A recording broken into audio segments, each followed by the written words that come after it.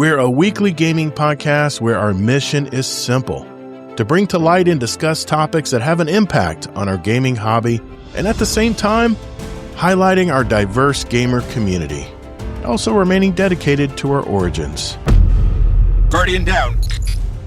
Join me, Todd the Gator, and my co-host Kingsley Mack as we invite a rotating list of guest co-hosts every week to join us at the Guardian Down Roundtable. And now, let's get to it. Well, what's up, Guardians? Welcome to episode 355 of the Guardian Down Roundtable. This is the podcast where Kingsley and I invite a rotating list of guest co-hosts every week to join us at the table, where every gamer has a seat in the conversation. Our mission is simple. We create a discussion around topics and news that impact our gaming hobby, and all while keeping a focus on our community. We go live every Thursday, 9 p.m. Eastern on my Todd the Gator YouTube and Twitch channels, as well as the Discord live stage. So if you're in the chat live tonight, we love interacting with our chat. So if you have any input for us, have any questions, any feedback on the topics we're talking about tonight, be sure to enter them in the chat or in the Discord chat, and we'll be sure to address them. Might even mention them live on the show. But let's first say hi to Mr. Kingsley Mack from the great state of Utah. How you doing tonight, Kingsley? Wait, what? Oh, yeah, we're starting the podcast. I guess I'll stop playing Diablo. Yeah. Oh, come on. No, I can do two things at once. Hey, I'd love to play Arc Raiders right now, but I'm podcasting. Yeah, I'm not. How you been, man? See? Oh, I think I got you beat on the weather this time. 96 today. 96. What do you mean this time? Most of the time you do, obviously. Yeah, it was true. just those couple of times Weird that were winters. funny. Yeah. Yeah. Well, thank you, sir, Yep. for being on tonight. We appreciate you, man. Hell yeah. Let's introduce our guest co-hosts that are on the table tonight. Our first guest co-host is back for his official first roundtable appearance. You can hear his original interview on 248. That was April of 2024. He's been a member of our community for over 2 years now, and he's one of the co-hosts of the Buzzer to Buzzer podcast, which I was a guest on back in January when my Jags still had a chance in the playoffs and my Bills prediction folded like a cheap lawn chair. From the great state of Colorado, originally from the great state of Texas, it's Mr. Sith Daddy Fresh. How you been, Corey? How you doing, man? Oh, good, man. Appreciate it. It's cool to be back over here hanging out. I love what you've been doing here with the whole roundtable aspect. I mean, we talked about that a good bit. It's good. I've been great and just working and living life, doing the thing. So, yeah, man. Well, I'm glad to have you on tonight, man. I'm curious to see what you want to talk about tonight. I think I'll probably get into that topic. So we will see, but thank you, sir. Yes, For our second guest co-host, he's back for his second roundtable episode. You might remember his initial interview with us back on July of 2024 on episode 262. He's been a part of our community for over 2 years as well, and he's one of my weekly raid fire team members and also a Gatorade Patreon member for almost 2 years as well. Please welcome one of the other Todds in our community from the great state of North Kakalaki. Welcome back, Mr. Zombie Pops. How you been, Todd? Good. Been doing good. Busy with work. Yeah, me too, man. All that stuff, man. It's that time of year. Crazy. You got the Luber grasshoppers jumping everywhere yet? Big suckers? No, we're doing carpenter bees. Oh, that's right. All those log cabins, man. Jeez. Yep. Oh my God. Yeah. Wood siding everywhere. Forget that, man. I see a carpenter bee. I'm like, well, it'll go away in a few weeks. Don't worry about it. In Florida, that's what I tell them. It's like rough on cedar siding. You just got to let them burrow into it. Yeah. They'll go away and they'll be back this time next year. Yeah. Well, thanks, man. Thanks for coming back on tonight. I'm looking forward to talking with you as well.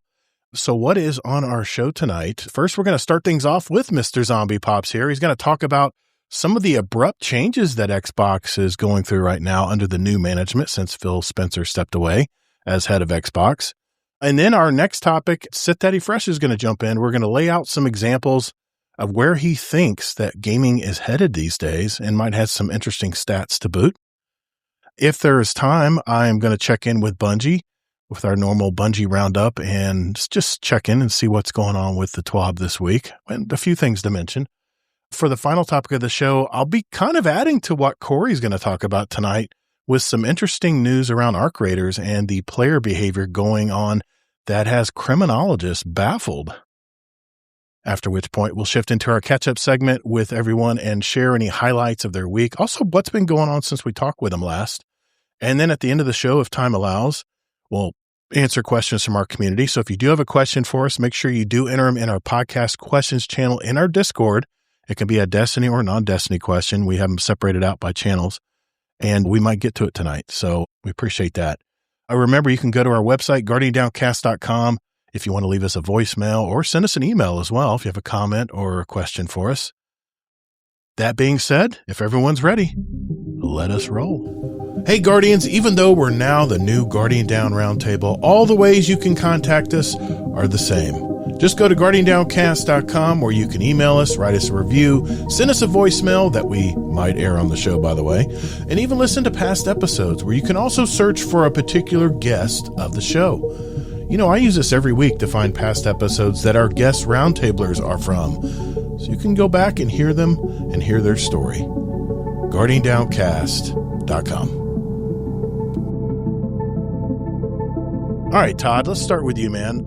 You wanted to talk about Xbox tonight. I know you're a big Xboxer, and I've kind of heard what's been going on lately too, but I'm curious what your take is on all this, man. So the floor is yours. So Xbox Game Pass, they have cut their price from what it was about 3 months ago by probably about 50% or so. 50? Half? Yeah, I think so. Wow. Yeah. Okay. I'm not good at math. What can I say? I kill bugs for a living. So I think my Xbox on PC, my PC Game Pass, I think was $13 last month, I think. Yeah. Yeah. So, but they're cutting the prices on the Xbox Game Pass, all the tiers of it, the PC version as well, and adding more games on it as well, or is supposed to be. Okay. Are they? I don't know. Do you feel like they're making a change just because the community was kind of outraged about the price increases, or is this the new management just putting on a show? What do you think, Kingsley? What do you think, man? Is this all just corporate speak or what? Well, I think there's even a third possibility, and I'm not usually much of a conspiracy theorist, but if you look at the big overall picture, and I'm not saying they planned this, but it's brilliant marketing in the long run. Another option is, even if it was not intentional at first, but by like raising the price first and then lowering it now, it kind of gives people a better feeling. Here's the thing we have to remember, even though the price got lowered, it's still higher than it was. Yep. So yes, it was very, very good that they lowered the price because they raised it way too much. But we're no better off. We're still in a worse position. And the other thing that I find interesting is, yeah, they lowered the price back down, but they're removing some really high-end games. Like, what was it? Call of Duty's not going to be included? Yeah. The initial, I heard the initial month it's released, I think. It's not going to be available on Game Pass. Oh, is it only for 1 month? I'm speculating. Yeah, I think that's what it is. Okay. It won't be out initially. So that's a little bit better. It's 1 to 3 months, I think. Okay. Yeah. But I think what would have been a better plan, because like I said, we're still a little worse off with the price. They should have just had like another tier that always guarantees you get everything right away and then raise the price on that. Yeah. But instead, we're in a situation now where, yeah, they raised the price, they lowered it back, but it's still higher than it was, and we get a little bit less stuff. Now, I'm not saying I know the full picture's on, but you were saying they're adding some other games, so that's good. I don't think this is the case because, like I said, I'm not usually a conspiracy theorist, but do you think like they're like, well, now people are actually happy because we lowered the price back down, and let them not remember that it's still $3 more a month than it was originally. Yeah, and that is a possibility. I mean, honestly, they jacked it so far up, and they're like, you know what? We'll at least they lowered it. You got to give props for that because it was like way too much of a rise. Like even $3 more is kind of more in line with like all services when they unfortunately raise prices, right? So, whether that's good or bad, at least that's more palatable than the original price increase they tried to do. Amazing Taco King in the chat just said it'd be the first full year it's out. The newest COD games will not be on Game Pass. How you doing, Amazing Taco King? Yeah, that's what I would have guessed more because that's crazy. Only a month. What's the point? But like, is that with the full subscription tier though? Well, I think all the DLC. I think all the DLC's extra, isn't it? Isn't that always the way it's been with Xbox Game Pass? That is true too. Actually, see, I don't know. I love, and I know a lot of people don't like the Ubisoft stuff, but at least with the Ubisoft Plus tier, like if you have you get everything day one, and you always get the deluxe version. There's no question you are going to get it if they are the publisher. And I do remember that now when I would get I had Xbox on PC Game Pass for a little bit, and it was worth it. I was playing games like Star Wars Outlaws and something else, but then I was like, oh, but I don't get the DLC. Well, I was just so used to that with other subscription services getting the DLC also. Danger Powers in the YouTube chat also says the lower price doesn't mean anything because they're still going to want you to get the Ultimate. I didn't know they didn't change the price of the Ultimate either. Wow. I don't know. Well, okay, so I know there's a lot of things like a lot of times too, if you only play on PC, you should only get PC Game Pass. You shouldn't get the Ultimate that has Xbox also because you have no need for that. So does Ultimate though get you more games on PC? So maybe there would be a reason to do that even if you only play on PC? I think the Ultimate included both console and PC, I believe. Yeah. I know, but does it get you more games on PC also as opposed to regular PC Game Pass? I haven't looked into it for both. Okay. That's just not something. Corey, I wanted to bring you in, man. What do you think about all this? Do you think Xbox is blowing smoke? What do you think's going on here? No. I definitely thought with the price drop that it had something to do with maybe the Xbox Steam partnership. That was like a rumor, and then it wasn't, and then it was, and then it wasn't, and then there was a lot of stuff about it. But I also wonder if this is something, and I don't mean to pivot too terribly far from Xbox, but if this is something that Xbox seen coming because of the whole PlayStation taking away the offline play stuff, and if this was them trying to pad their stats essentially and say, hey, we're still cool. We don't give you a Call of Duty, but like you can still hang out and do stuff. With the PlayStation side, because I did say something about it, they're getting rid of, if you don't come on in like a 30-day period, right, then digitally downloaded games you lose the rights to, which is I heard about that. Crazy to me. That's crazy to me. I was talking to Danger Powers about this last night, actually, whenever I was telling him, hey, I don't know a whole lot about what Zombie's going to talk about. Do you know a lot about this? And he was kind of talking with me through some of the stuff we put in chats.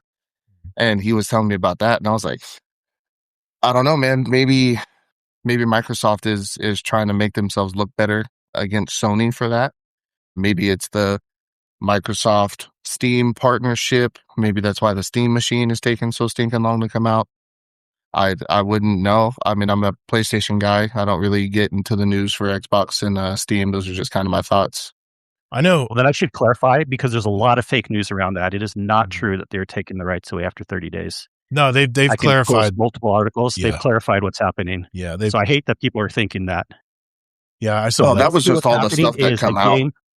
A game only needs a one-time 30 after the original purchase to clarify that you still have that. And then after that, they're not going to check anymore. And in no cases are they taking the game away. It's just that after you get it in the initial time, you have to check in one more time 30 days later. You can easily go on PlayStation and hit renew licenses, and then renew licenses on everything too. This is a little bit different. Yeah. This is a new thing that they're also adding on, but you only have to do it once, and it's only 30 days after. And even if you don't do it, then you just can't play the game until you do it, but they're not taking the game away. Oh, okay. Yeah, again, that was just kind of where our heads had gone. So I wonder if that's where they knew that was kind of coming, and that's why they decided to say, hey, you know what, we're going to drop prices on this. We're going to drop prices on that and kind of go from there. So I'm not 100% sure. I think it's pretty stinking cool if we're being 100% honest. I mean, PlayStation took away the deals tab on the PlayStation Store. Mm-hmm. And I know Xbox has got their ability with the Game Pass to play anything and freaking everything. There's a whole separate subscription through, is it PlayStation, what's this called, like PlayStation Now, where you have to go in and you can play those older games that were made for the older consoles, where Xbox doesn't have to worry about that. So Maybe it's a tactic to try to pull people from console to console, given the fact that a lot of people still play on older consoles. Maybe looking at upgrading. Hey, it's a little bit better to come over here and play on this one, as opposed to going over there. So, I mean, there's 1,000 different things in my head that it could be. Those are just like the three, big ones that I'm like, I don't know. Maybe Microsoft had a little in and was doing some stuff. Yeah, Amazing Taco King said Ultimate includes a day one first-party launch titles, excluding Call of Duty, multiple indie partner launch day titles, and PC Game Pass. And he also mentioned... So even the Ultimate doesn't. So if you're on PC, it sounds like you shouldn't get Ultimate if you don't have an Xbox also. Yeah, PC Game Pass has minimal day one launch titles, but access to PC-only titles and features such as League, Hero Roster without having to buy characters, And he said that the EA Pro, because, they own EA now, it works just like Ubisoft Plus, which you would know more about that, Kingsley, than I would, because I'm not a subscriber to that. But I don't know. Asha Sharma, I guess is her name. We talked about her a few weeks ago, replacing Phil Spencer. I know the Everything's an Xbox campaign has been dissolved. Like it's like a distant memory right now. So she's already trying to erase Phil Spencer from the equation altogether as any of his legacy he had. And also, they did hire Jason Ronald, the vice president of Xbox Gaming, to take over responsibility for the new Project Helix. So, and I think correct me if I'm wrong, but he has quite a history of developing consoles. So, I don't know. We'll have to see, I guess. I mean, that's a pretty bold move, switching the head right away of this new Project Helix. But I don't know. There's a lot of stuff swirling around Xbox right now. Some people say Xbox gaming is dead, that it's there, and even Dangered Powers in the chat says, they're scrambling to get players back. They're not going to make any more consoles. Then they're going to collab with Steam. And now they're making the console with some Steam integration. I think the Steam thing kind of backfired on them, but I don't know. I mean, I know console sales are down 33% last quarter. That's a pretty big drop. So. This has absolutely nothing to do other than it being kind of funny. You had said Jason Ronald, and I was like, I've heard that name before. So I went to Google it to kind of see, his rap sheet. And when you Google Jason Ronald, the second thing that pops up is Jason Ronald GDC. So I click on it, and it's the GDC Festival of Gaming. It pops up. I thought that was just really funny. I'm sorry to kind of derail right there. Sorry, I just thought that was worth throwing it in there. Yeah. Well, one other comment I'd love to make is I have had times where I've had Xbox Game Pass, PC, Xbox Game Pass, whatever they call it, just the PC only version from time to time, because it's been kind of worth it for some games here and there. But then it's one of the services I will actually turn off from time to time. And then when they raised the price a bunch before it went back down to 13, I was I'm for sure not keeping it now. But to be fair, since it came back down some, still higher than it was, I'm definitely considering adding it back now. I think it'll kind of just be because I don't luckily care about Call of Duty, but if there's other games on there, I will still get it from time to time. And I think it's one of those things that it's generally somewhat worth it or a lot worth it, depending on what games you play on PC. I'm always going to love my Ubisoft Plus one the best, but I definitely have had it from time to time, and it's been worth it from time to time.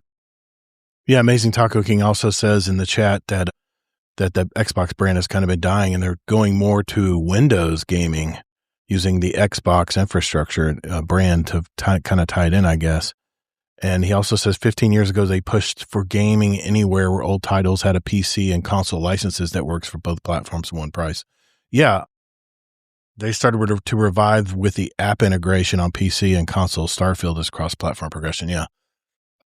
Yeah, I don't know, man. I mean, if I was the head of Xbox coming in after someone as big as Phil Spencer, I would probably not want to make too many big changes. I would probably get with the team right away and say, listen, I'm not trying to replace Phil, but we've made some really dumb stuff here, some dumb directions here. And it seems to me like they're making a 180 and whipping back to focus back on the console and back on to games, maybe first party games, which, I mean, my God, man, they bought all these studios, and what have we heard from first party games?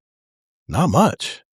I mean, I haven't heard of much because I want an excuse to buy an Xbox, but there's been no excuse. There's been nothing that's prompted me to even want to go even consider getting an Xbox right now.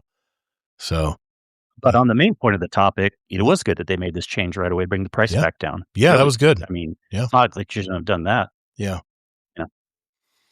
Anyway, yeah. So a lot going on with Xbox right now. Big shakeup. And what is it, corporate speak or what? That's kind of the question here. Is this just, I mean, she was head of some shopping. What was it called? I thought it was Instacart. an AI company. It was Instacart. That's what she was in charge of. So I don't know. We'll just see. Maybe she brings in more AI into the equation. I talked about that last time we were bringing the subject up, but I haven't seen anything as of yet. So we'll have to just see. Sony exclusives are miles better than anything Microsoft is. Oh, I'm saying, man, there's really name a game that's Xbox exclusive. I can't think of anything right now. Forza. Yeah, that is true. Forza. Yeah. No, that's one. Yeah. All right. Well, I appreciate it, Todd. I know you wanted to just bring it up tonight and see how we all felt about it. Let's keep going here, guys. Let's move on to our next topic. We'll do that right after this.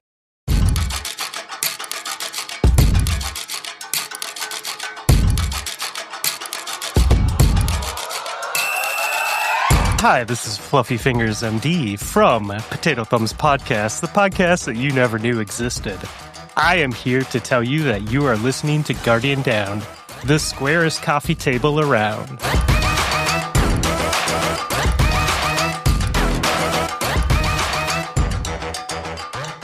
Okay, Sith Daddy Fresh, you're up, man. Something you wanted to bring to our attention tonight. Really curious what your take is on this topic coming up. What do you got, man? Yeah, so just a thought, is something I was kind of looking into, is hearing from, it was like the Arc Raiders community on how they wanted the gameplay to be more PVE focused as opposed to being PvP focused, because a lot of that game is both. But I would say like probably 60% after they started coming out with the new, big world bosses and stuff, it shifted to a PvE focus where you're fighting with the people and you bust your butt to be able to get through these things, and you want to be able to complete them, and then turn around and someone just shoots you in the back and takes all your stuff. And I get that's the point of the game, but there was a lot of people who had stuff to say about this. So it's is the PvP game kind of, is it dying off a little bit? Is there a shift to the PvE? And then what the heck happened to the PvP VE side of the gaming world? So I don't come with articles. I wish I did.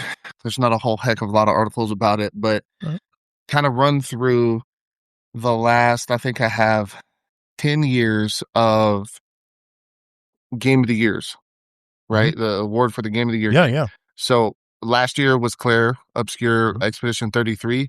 It was Astrobot. Then it was Baldur's Gate 3, Elden Ring, It Takes Two, The Last of Us Part 2, Sekiro, Shadows Die Twice, God of War, Legend of Zelda Breath of the Wild, Overwatch, and then The Witcher 3, Wild Hunt. So when I look at all of those games and I go, okay, cool, what do I see? I see a PvP or PvE focused game, player versus everything, right? And Expedition 33. Astrobot is kind of a co-op kind of game that you can play with people in the house. Same thing with Baldur's Gate. It's a PvE focus. Elden Ring is PvE focus. It Takes Two is co-op. The Last of Us is PvE. And you can go through every single bit of this list all the way down to Overwatch in 2016 when they won. Yeah. There hasn't been a PvP game that has won the Game of the Year. And I know that to some people it's not a big deal, but to others it's a huge deal. I attribute a couple of different things to that. I think that PvP partially feels overwhelming to a point to a lot of people. People just wanting to kind of optimize the fun that they have by using meta loadouts. I feel like that kind of throws some games off just kind of just a little bit. I think the new player side of things coming in, if you're brand new to a first person shooter, you're not going to have the best time in the world, because you're playing against guys who have been around for freaking ever playing that exact same game. I think part of it as well is PvP games are feeling a little bit too sweaty meta heavy. You got to hit level 55 to unlock this gun in Call of Duty.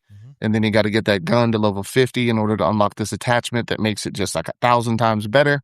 So then it becomes just intense, meta heavy, sweaty PvP environments that are just, they ruin it for a lot of people who are just jumping into things. I don't know. I'll go with that kind of there first. I don't know kind of where your guys' head is, kind of just with the PvP side of things. Yeah. But I'd like to hear it. So, Todd, what do you think, man? What do you think about all this? You agree, or do you have a different opinion, different take? I don't have a whole lot to say on the PvP side of things. I'm not much of a PvPer. I will play occasionally, but not to the extent that like grinding and worrying about rank or guns or whatever with it. So yeah. It's been I did it like a long time ago in Call of Duty. Yeah. And I learned not to be that obsessed with playing against other people. I got you. I think I'm going to have the hottest take here, but Kingsley, I'm curious what you think, man. I know you're mainly a PVEer as well, right? Yeah, and I feel like we're going to have a few subtopics here, but on the subtopic on Game of the Year, I think it's much more simple. It's not so much PVE versus PvP, but like you're giving examples, even going back to 2016, I believe even way earlier than that, you're always going to have a PVE game win Game of the Year, almost always, because it has a much better chance of having a good story in it.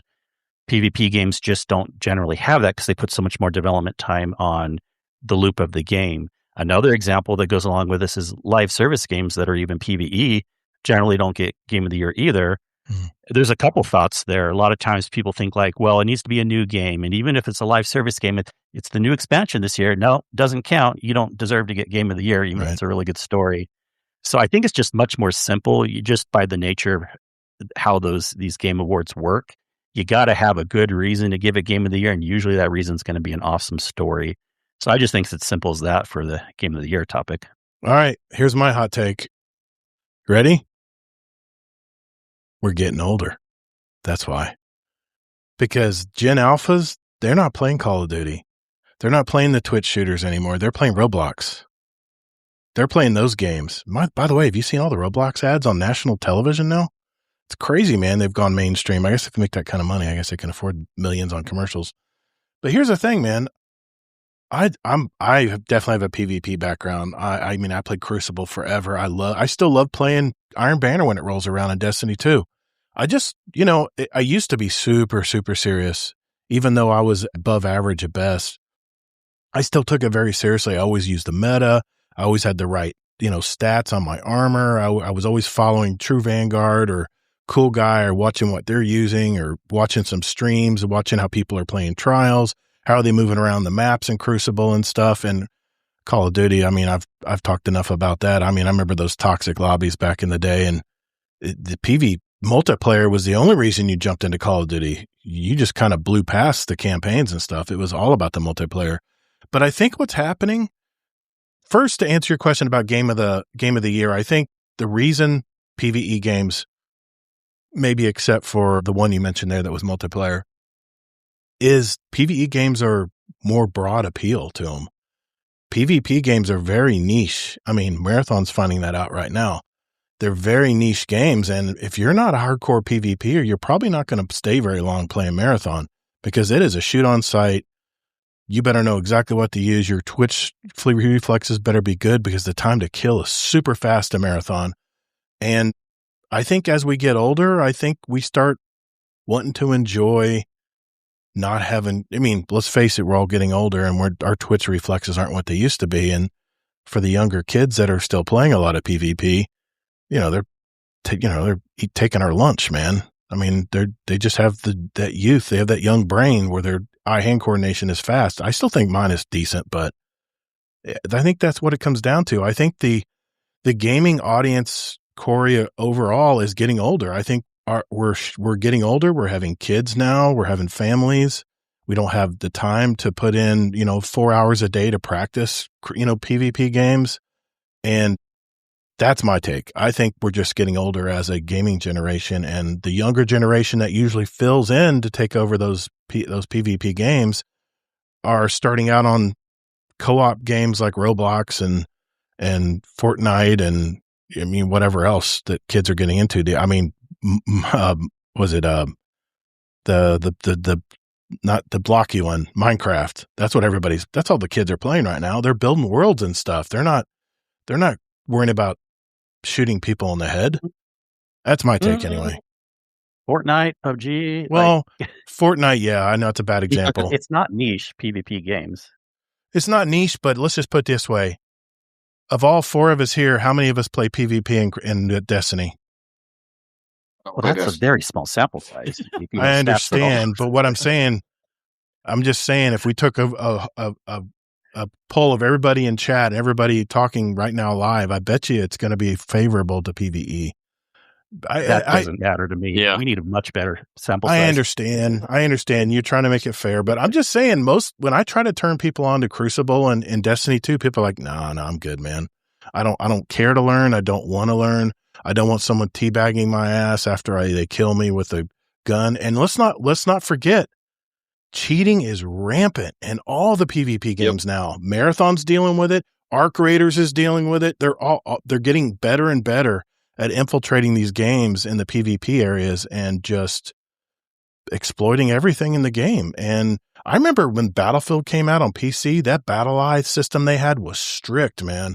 If you did anything to alter the game at all, you'd get booted, man. And you'd immediately get like a 1 week suspension from even joining the lobbies anymore. But now it seems like every time I turn around, I'm hearing about, from the streamers especially, is the cheaters are just out of control. And that's what I've been hearing in Marathon right now.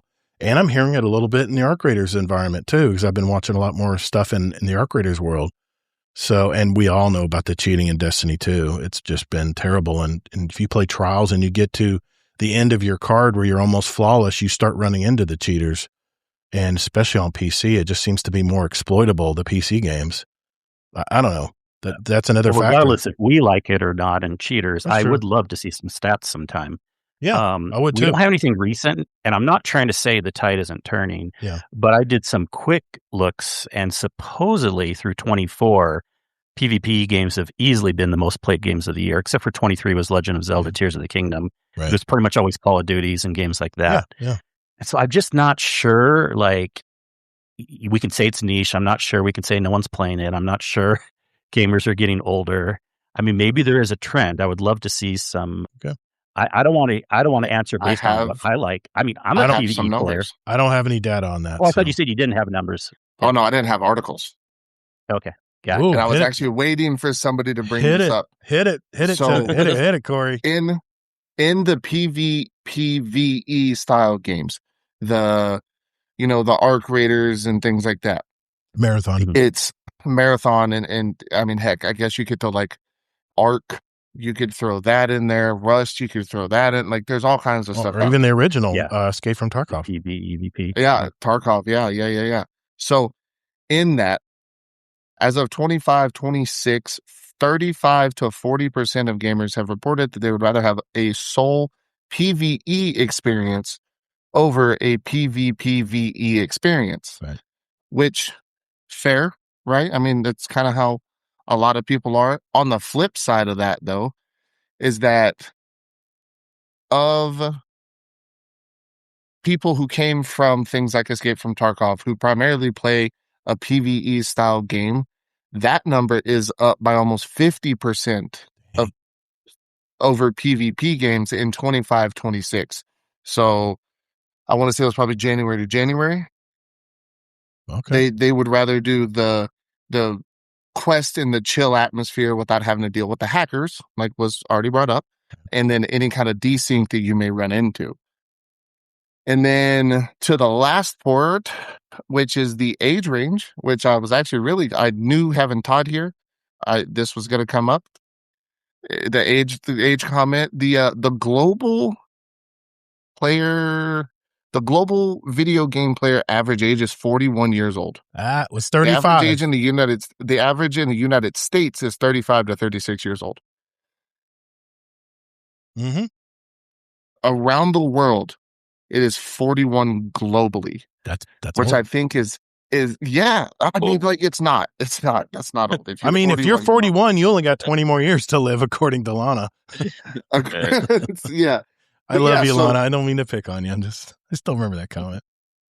To that, though, is like, if people coming from primarily PvE games playing PvP games, they're saying, hey, I would rather have a PvE game that I could play with my buddies, that co-op style, over a strict PvP game and it just be PvE. Fantastic.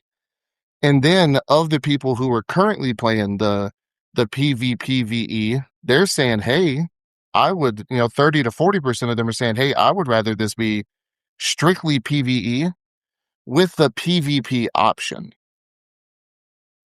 And again, so they want it both ways, or no, they want PvE and then have the option to do the PvP portion of it. So not strictly. Did I say the wrong word? I'm sorry. Oh, it's okay. I just wanted to make sure I understood. That's all I was asking you. They want to kill stuff with their friends, and then they want to have the option to kill stuff with their friends and other people. Yeah. Okay, so that's different than saying they don't want PvP. They want both options. Yeah. Okay. But they want them to be kind of separate. So that is the kind of thing where my head went of like, is the PvE game coming back? Is it something that having the co-op style game even, is that something that's, we're going to see a lot more of? There's people out there right now, half of the Space Mafia dudes are playing Winrose, which is co-op PvE open world crazy survival craft game. Yep. They're all playing that, right? There's, I got buddies who play Ark, who they will do a wipe 1 month in a PvP server and then do a straight PvE server so they don't get burnt out doing strictly PvP stuff. So that's kind of where my head goes, is maybe not so much the age group, because I play video games with people from my nephew who's 15 years old all the way up to an individual who I was told not to name on this podcast. It's a big age range. It's a big age range, and a lot of us are all playing the PvE, more focused PvE style games over. And then again, to the age thing, globally, it's 41 years old. That's 10 years older than me right now. Mm-hmm. That's in 10 years. If I'm the guy who's like, I get killed in a video game and I'm like, freaking teenager got 300 hours into this game and I just bought it. That's crazy. And then there's a better chance that it's a 41-year-old dad working his 9 to 5 who just shit on me, like that's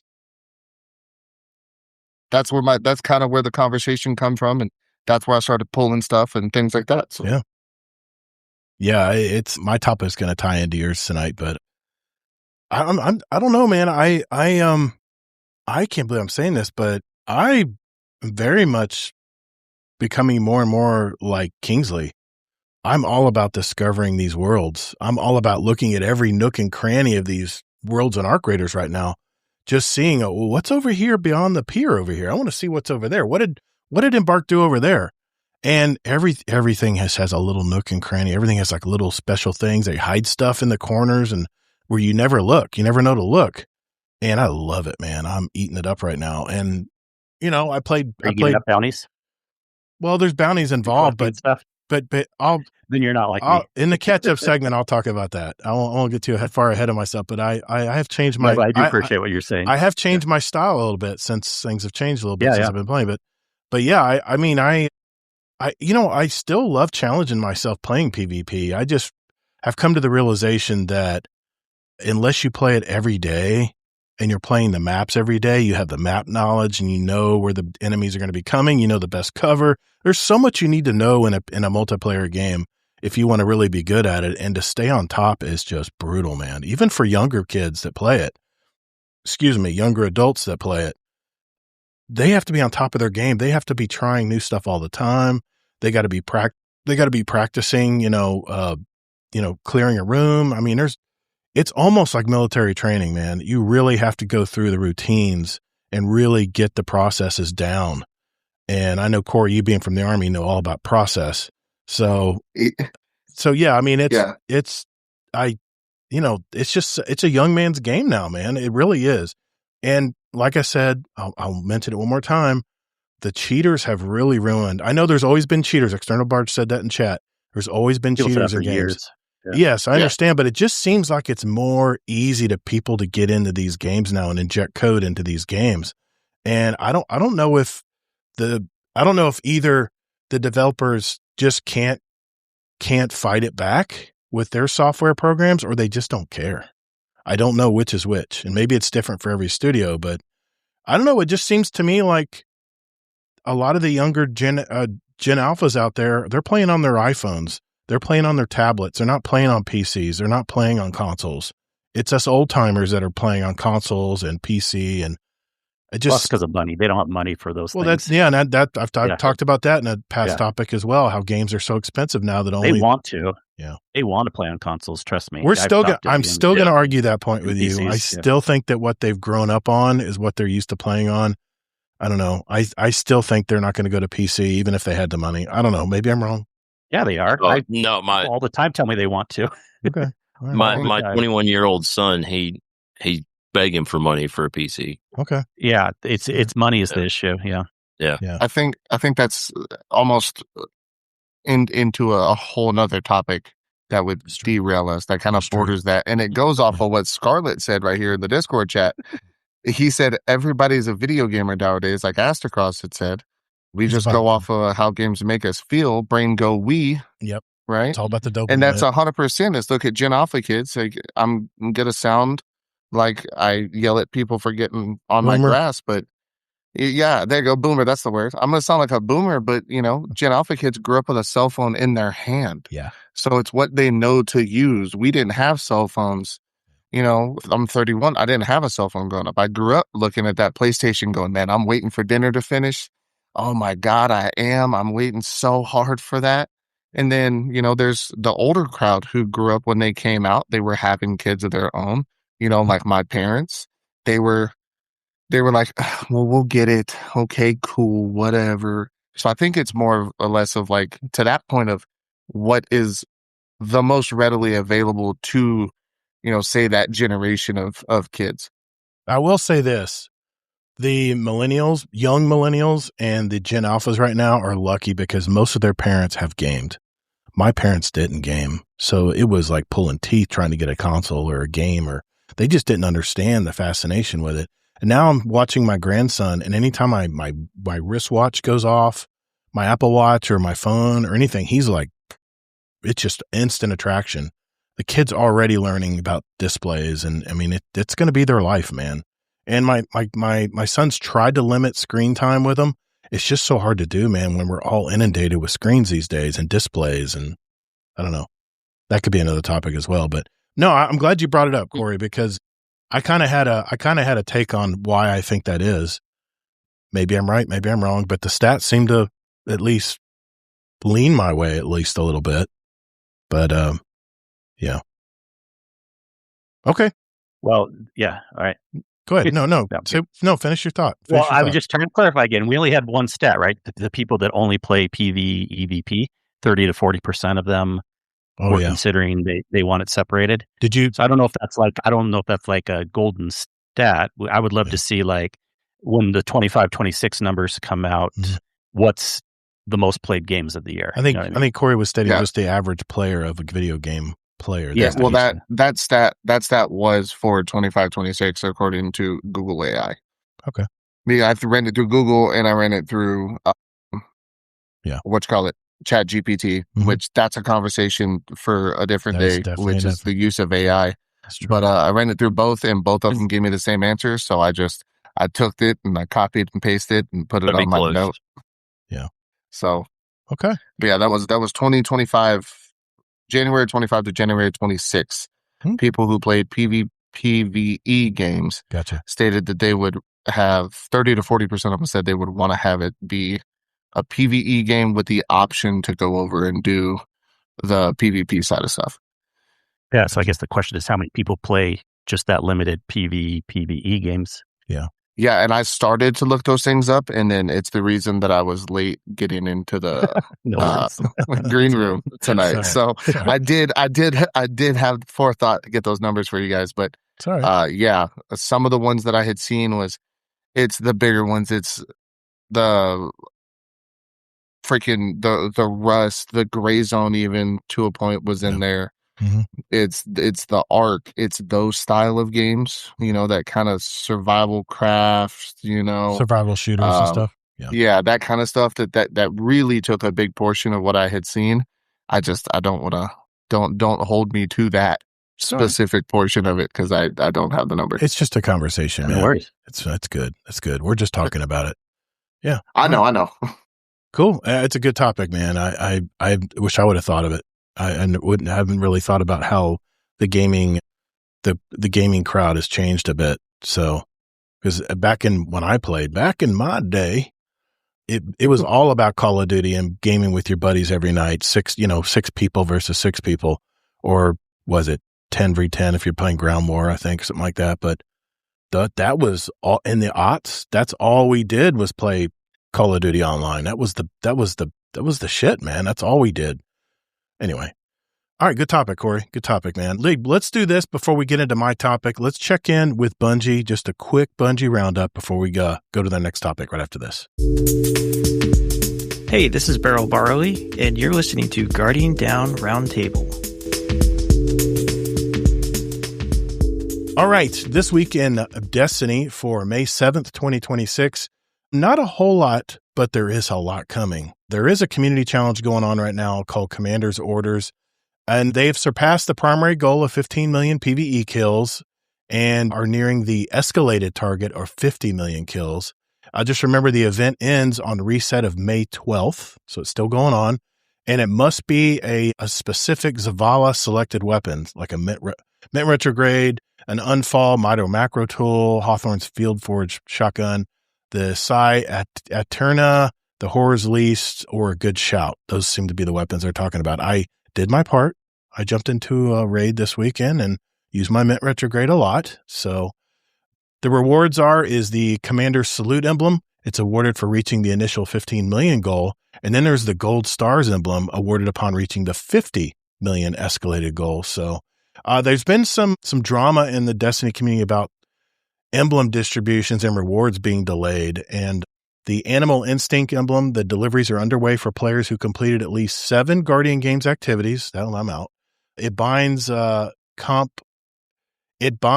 Compel's emblem. This reward has been granted to eligible participants already. It is Asian American, Native Hawaiian, and Pacific Islander Heritage Month. So they're collaborating with the Bungie Foundation and Gamers Engaged to support the community initiative. So check that out as well. That's going on right now. Shit's broken, pretty much usual stuff there. But the main thing I wanted to mention is they are going to be talking about the June update next week's TWAB. So next week's TWAB might be a little more meatier than usual, but I just want to mention that they are going to be talking about, at least starting to talk about roadmaps and stuff for the new June update in Destiny 2. I'm kind of excited to see what they're gonna do. Have I forgotten anything, Kingsley? Anything else I need to mention tonight? Well, yeah, a little bit of Marathon. It's not really news, but it's something that I wrote in the Discord. But I do want to kind of mention for people that think that Marathon is dying and going away next week. I would say think again, because, well, I'm being facetious. Okay, but, sorry, I went over my head. Sorry, went over my head. Not literally. Sorry. Anyways, they've said a couple times now, and this may be obvious, but let's really think this through, people, that they have a multi-year plan with Marathon. Do you think Sony would let them say that multiple times in a row if they're planning on killing it soon? I really don't think they would.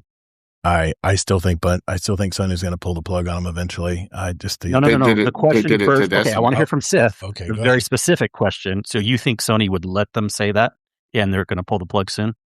Yeah, because Bungie had been saying it for however many years before they were acquired by Sony, and then they've been saying it for years and years after. When it comes to Destiny 2 as a whole, we have a multi-year plan, a multi-year plan, a multi-year plan. I'm talking about Marathon. I know. That's why I'm saying yes. I think that they would. Maybe not next week. Crazy. That is crazy. But sooner rather than later, absolutely, I could see it, because you have a live service game that has made hundreds of millions of fans across the world who they let them say, we have a multi-year plan for how this is going to work and what's going to happen. And numbers are down across the board. Sales are down across the board, right? Just with Destiny 2. So I could 100% see it if Sony feels like they're just hemorrhaging money from the Marathon project. I can't. So there's a couple of things here. Good. So first of all, we can't count before Sony took over. And we know for a fact that Sony has made Bungie limit certain things in what they're saying. They're not letting, they want to tell us more about Destiny right now, but they're not allowed to yet until next week, I guess, because it's finally getting closer. And there was other things that Sony was definitely, they're taking control of the studio lately.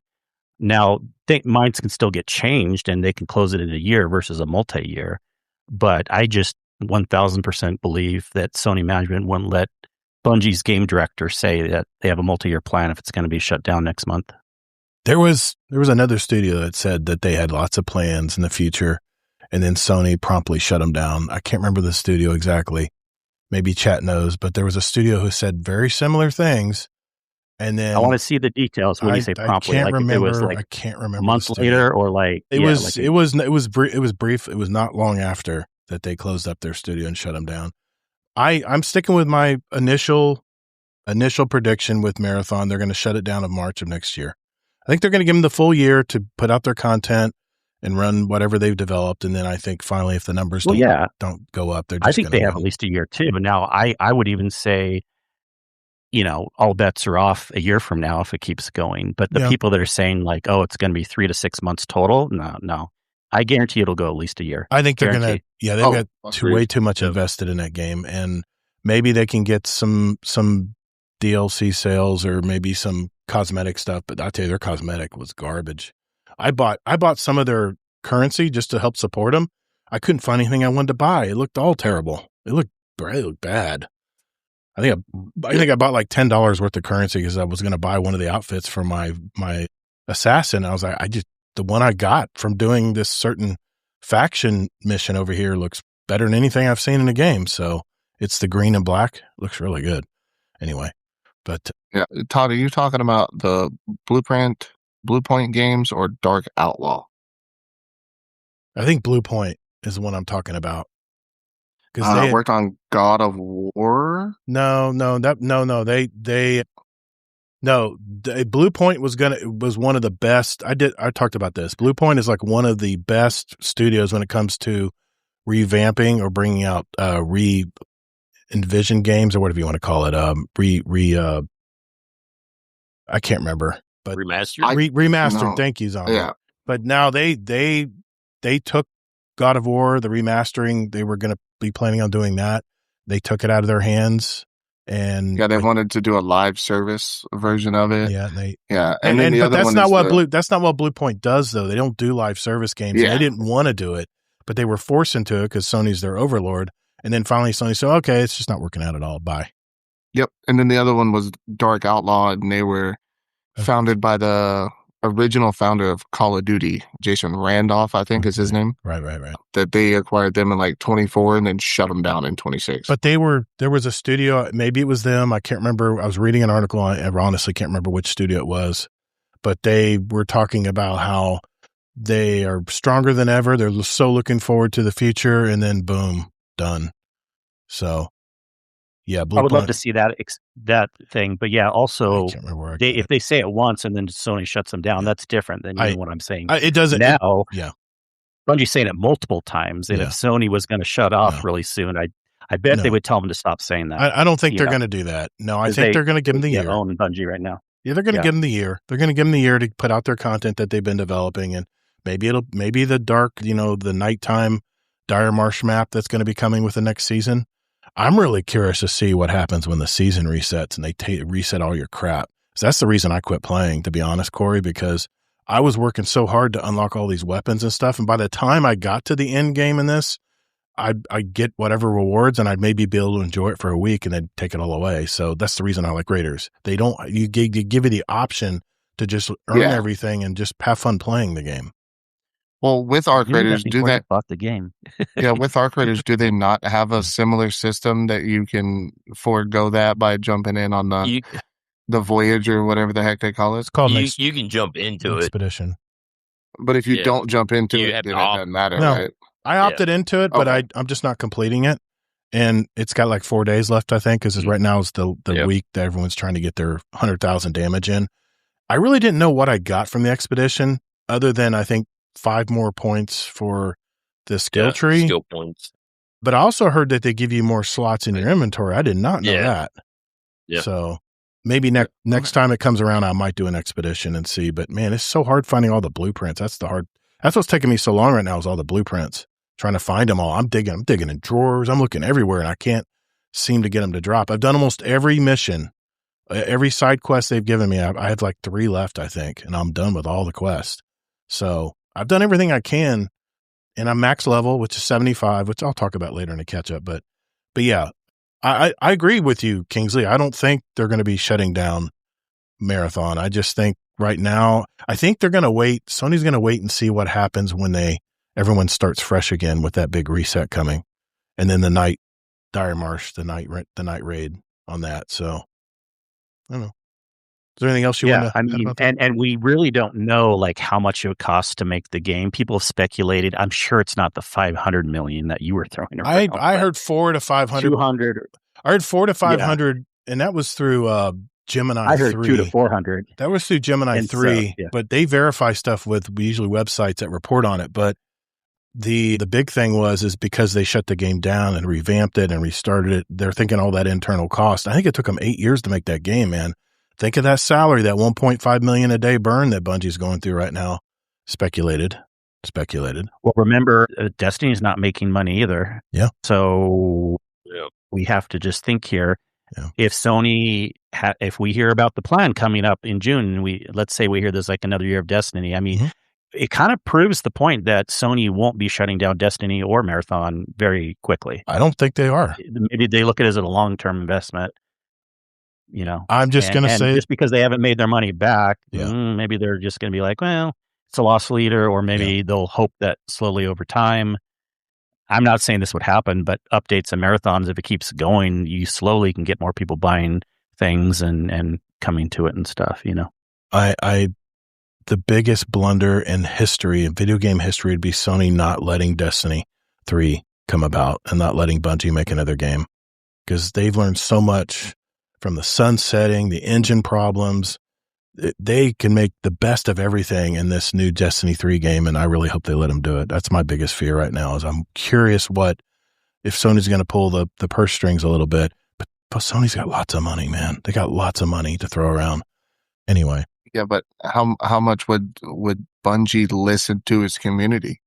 Yeah, they've had sunsetting feedback, and they've had all these other great, crazy things that they can learn from. But the one thing that has ruined Bungie for a lot of people is the not listening to the community. It's not giving the community, their flowers when they give them feedback. Does Sony step in there too and say, hey, you've got 500,000 people on Reddit saying one thing, and you guys are pivoting in a completely different direction.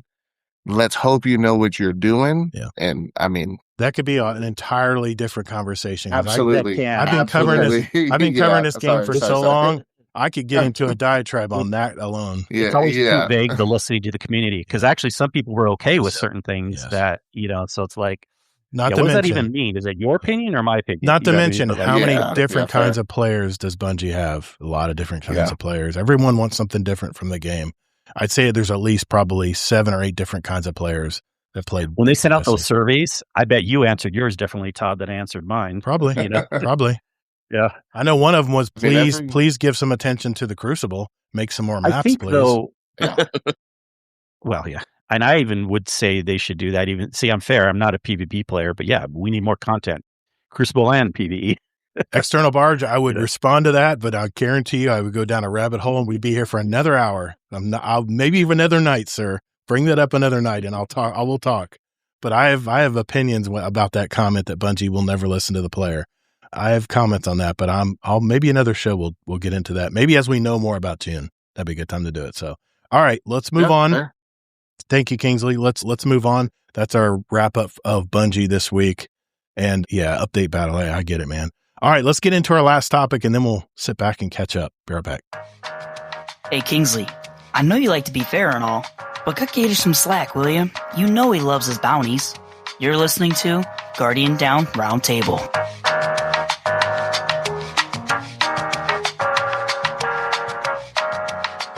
All right, for the final topic of tonight, I know Corey talked about the latest trend going on in PvP and PVE and the PvE games out there. But I actually wanted to present a case study where criminologists have been studying the playing habits by Arc Raiders players' behavior. They're actually being nice. Now, I give credit where credit's due here. This article was by Elijah Gonzalez with AV Club, and the title was Criminologists Are Baffled by Arc Raiders Players' Behavior. And he begins stating that Arc Raiders and Marathons seem like very similar games on the surface, but the way the players treat one another could not be any different. Since Tarkov first arrived, extraction shooters have been very unforgiving video games. Everyone had noticed that, the AI enemies are usually pretty tough, but the real threat was the human players who might unpredictably stab you in the back to take your stuff. But there's nothing more frustrating than getting sniped in Destiny 2 Crucible. But imagine watching the enemy actually pillage through your warm corpse still while your camera's still on. It can be really demeaning playing an extraction shooter. The latest two entries, Marathon and Arc Raiders, they attract new players due to the fact that players can bring in the game this free loadout, right? It minimizes the risk of losing a loot that that 1,000-hour player might have all the best stuff. So it makes it more even. In the OG extraction shooters like Tarkov, you could literally be bringing a knife to a gunfight. It was that unfair if you didn't know what you're doing. Now, in an interview with The Guardian, Arc Raiders producer, and I'm going to butcher this name, Alexander Grondel, mentioned he had been contacted by a neurology professor eager to study human behavior in the game, but also by a criminologist who was intrigued by how players are interacting with each other. They're hanging out in lobbies cooperating instead of shooting each other in the head. Now, today, it's very common for people to be pretty ruthless online, especially in the social media apps like X and Facebook and Instagram and you name it. But even more surprising, in a game where killing someone allows you to jack all their stuff. The Arc Raiders producer said that 1 in 5 players have never killed someone else, and half have never taken out fewer than 10 players. I've never killed anybody in Arc Raiders. I'm one of those 5. I'm the 1 in 5. I'm the total pacifist when I play. I have never killed a person. One person came up to me while I was in my spawn and tried to use a pickaxe on me, and I turned around and shot him with my Pharaoh, but I didn't kill him, and he ran away. Like, holy shit, he's actually shooting me back. So that's the only time I've ever even had any aggression toward another player. But anyway, I'm one of those 5. That 1 in 5. I'm that 20%. Now, when they were talking with the Arc Raiders producer, he said that fewer, like I said, have taken out less than 50% of the population have taken out less than 10 players. So if you think about it, it's amazing that half of the Arc Raiders community has a lower body count than what you would total in one Call of Duty match. Amazing, Taco King? I'm not talking to you right now. So my question is this. Why do you think that's the case? I mean, I think one of you called Arc Raiders the kids version of an extraction shooter. He might be in this party right now, but I won't point anybody out. But I really think it goes deeper than that, guys. For one, Arc Raiders is a very hopeful game. It's the post-apocalypse, and your objective is to keep the underground community surviving by doing these limited missions on the surface. And you're killing all these murderous robots that are coming at you. And at the same time, the byproduct is you get to find some cool loot along the way. It's kind of a win-win situation if you think about it. The plot of the whole game is about you aiding other players. That's the tone that this game puts in place. There is also a common threat that we as players are always struggling to survive. I mean, you take any of these arc enemies for granted, they will gang up on you, and the machine learning process and the AI that they use with these enemies, they can be downright cold-blooded. In contrast, Marathon is based on more individual greed and getting rich, helping out these corporations or factions you represent. And the theme is more bleak. It's set in like hyper-capitalist future. And in fact, one of the corporate factions, Arachne, is actually a death cult. It's all about killing other people, and you get rewarded for it. So another thing that the Arc Raiders producer mentioned in the interview is that 95% of the players use the proximity chat, whereas I've rarely heard anyone use it in Marathon. Some YouTube content creators have actually compiled dozens of in-game conversations with strangers in these Arc Raiders lobbies, ranging from intimate insecurities that they start talking about life issues and questions about parenting and raising kids. I mean, I think I myself have had conversations with other players in the game. I kind of wish I recorded some of them because you can encounter all kinds of different perspectives when it comes to the game and the different philosophies of the players. And I think the fact that these conversations in games are more anonymous and kind of fleeting kind of make people open up a little bit more, which is unnerving to me, to be honest. I'm a shooter fan coming from those toxic Call of Duty lobbies. Marathon has actually tried to make solos team up and extract together and given rewards to do so, but I don't know if it's been working that well. Trust in this game, it just seems to be hard to find. But both games seem to be in the opposite ends of the overall social experiment. And I can see why scholars are so interested in studying these games, but maybe the overall message of this behavior is just how malleable people can be when the reward structures are created a certain way. I mean, it is common knowledge in Arc Raiders community that matchmaking is based on how aggressive you are to other players, and how you play a raid determines what other types of players you're grouped up with. I had a conversation with a fellow raider just last night at Buried City, and we talked about these non-PvP lobbies. They call them the Care Bear lobbies. I'll be honest, I've only gotten killed by 3 people in all of 150 hours I've played this game, and it's always by someone who kills me when I'm just sitting there like idle. So maybe I need to hide a little bit better when I'm looking at a video or going to use the bathroom real quick and just sitting still. Those seem to be the players that kill me, is the ones that probably can't shoot a gun very well. And they think, oh, look, this guy's just sitting here. Let's just take his stuff, And I'll tell you another thing too. If you see a dead raider, you come upon a dead raider in the game, I've heard, do not loot them because it will count as you being aggressive toward another PvP player. So I don't know, man. That's the way I've been playing. And so far, I've gotten pretty much PvE lobbies. I had a guy last night. I said, listen, dude, I got a mission. I'm supposed to kill a Bastion. I got to get a Bastion core. It's one of my last missions I got to do here. I've been waiting to do it because everybody, as soon as the Bastion goes down, everybody sprints to the damn ruins to grab that damn Bastion core. This dude said, you know what, dude? I got you covered. Here, let me start shooting them, and I'll make sure you take the final shot on them. And I had one of those dead mines, whatever you call them, where you just put the mine on them and you run away. And I took them out, and then I got my thing done. And the guy was so cool. He said, dude, I said, we only got 2 minutes left. I got to hurry. He goes, come in here and grab some of this stuff. He goes, no, man, I got plenty. I said, just do what you need to do, man. I'm watching your back. We're good.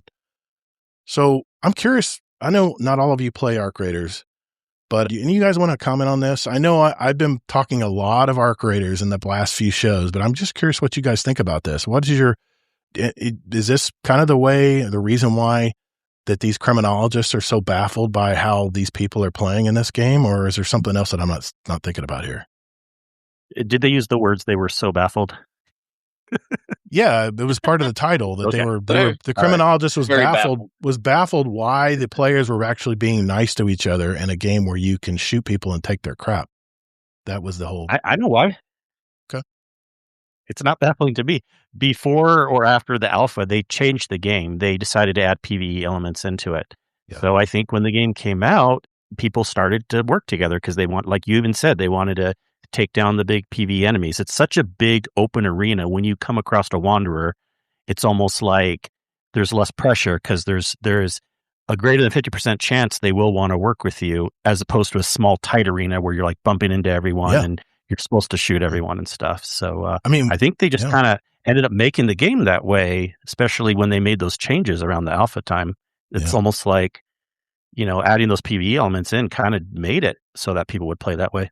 Do you think the fact that it's a third-person perspective versus a first-person shooter where you don't have very good peripheral vision, do you think that would add to it, do you think? Or, I mean, I'm just playing solo in Marathon. It was like a horror game, man. I was tiptoeing around. Well, yes, but that's not just because of first person. There's so many other things in Marathon, like the sound design and the small tight quarters and everything. It is fantastic. But I'm telling you, third person, like in Division versus first person in Destiny, that doesn't really make me feel any different with how I play. Yeah. Like I'm going to be more wanting to team up with someone in one game versus the other. Yeah.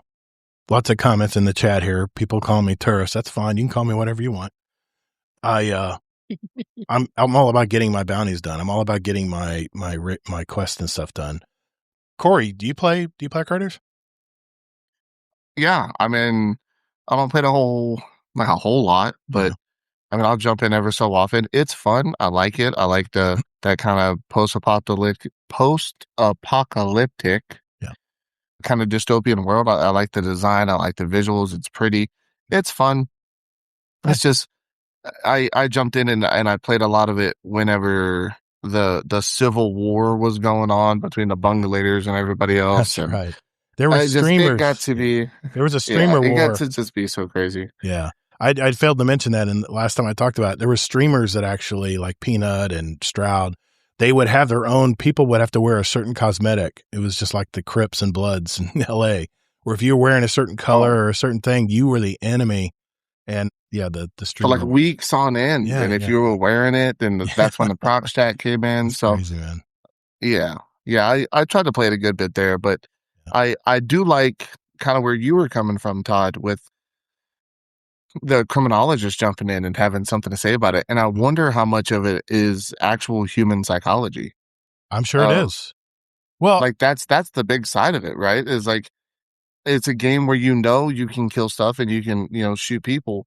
I wonder how much of it is having the proximity chat and hearing somebody go, no. And then you're like, oh shit, you know what? I'll pick him up. And then you continue on and play, and then you make your little friends in the game and things like that. I wonder how much of that is in fact the case, which I'd be excited to read into that side of it. Yeah. I think there's a lot of psychology here. I think it's a great social experiment. I think the reason why people work together in Arc Raiders is because, one, the Arc enemies will kick your ass. And sometimes, like a matriarch, I can't take a matriarch down myself. I got to have other people helping me. And then, like I said last week, the real PvP in this game is rushing to get that loot once the matriarch falls, getting those queen cores or whatever they're called. I've yet to get one, but running and being the first one there to grab it. And there's people that come in with free kits that are called rats, and they just go in there and wait for you to do all the damage, and then they're right there waiting to jump on and grab shit. I mean, there's all kinds of ways you can play PvP without having to even shoot anybody. It's all about who's going to get to the gear. Because I'll be going to like a hospital in Buried City, and I'll see someone's in there. I'm like, oh, okay, you're already here first. Cool, I'm out. And I won't try to fight them or anything. I'll just go to another building because there's plenty of loot. There's plenty of loot everywhere in this game. But let's look at Marathon. There's not a whole lot of loot. Very, very small maps. It's not really big maps. You're really confined to go to these choke points and fight it out if you want to get the good gear. If you want to get into that room with that key card, you got to be able to get there first and then keep everybody out, as well as the PVE enemies, which are pretty tough too. So, Zombie, what do you think, man? Go ahead, Corey. Finish your thought. Quick question for you, because you had said, you're going to the hospital in the Buried City and there's already somebody there, and you're like, you know what, I'm going to go over here. Yeah, there's plenty of room. That's where part of that becomes, is it because that there's, good loot or quantifiable amounts of loot across the map that you can go get? Or is it because you don't want to fight the person? And I feel like that's where the big kind of question kind of comes from, is I don't want to have to fight him or her or, however, or I can just go get my loot from this other area. I feel like that's the big portion that's kind of messing with the criminologist on how everything is working and going and that kind of thing. I'll just give you my perspective here. I don't think they should have added the PvP. I know they added it later in the game because they said the PvE only experience was boring. I think it's total bullshit. I think I could have a lot of fun just shooting leapers and frickin' hornets that are a pain in the ass. Those fireflies are a pain in the ass. They will run you down and just light you up. And no matter how fast you run, they frickin' are right there with you. That alone is enough.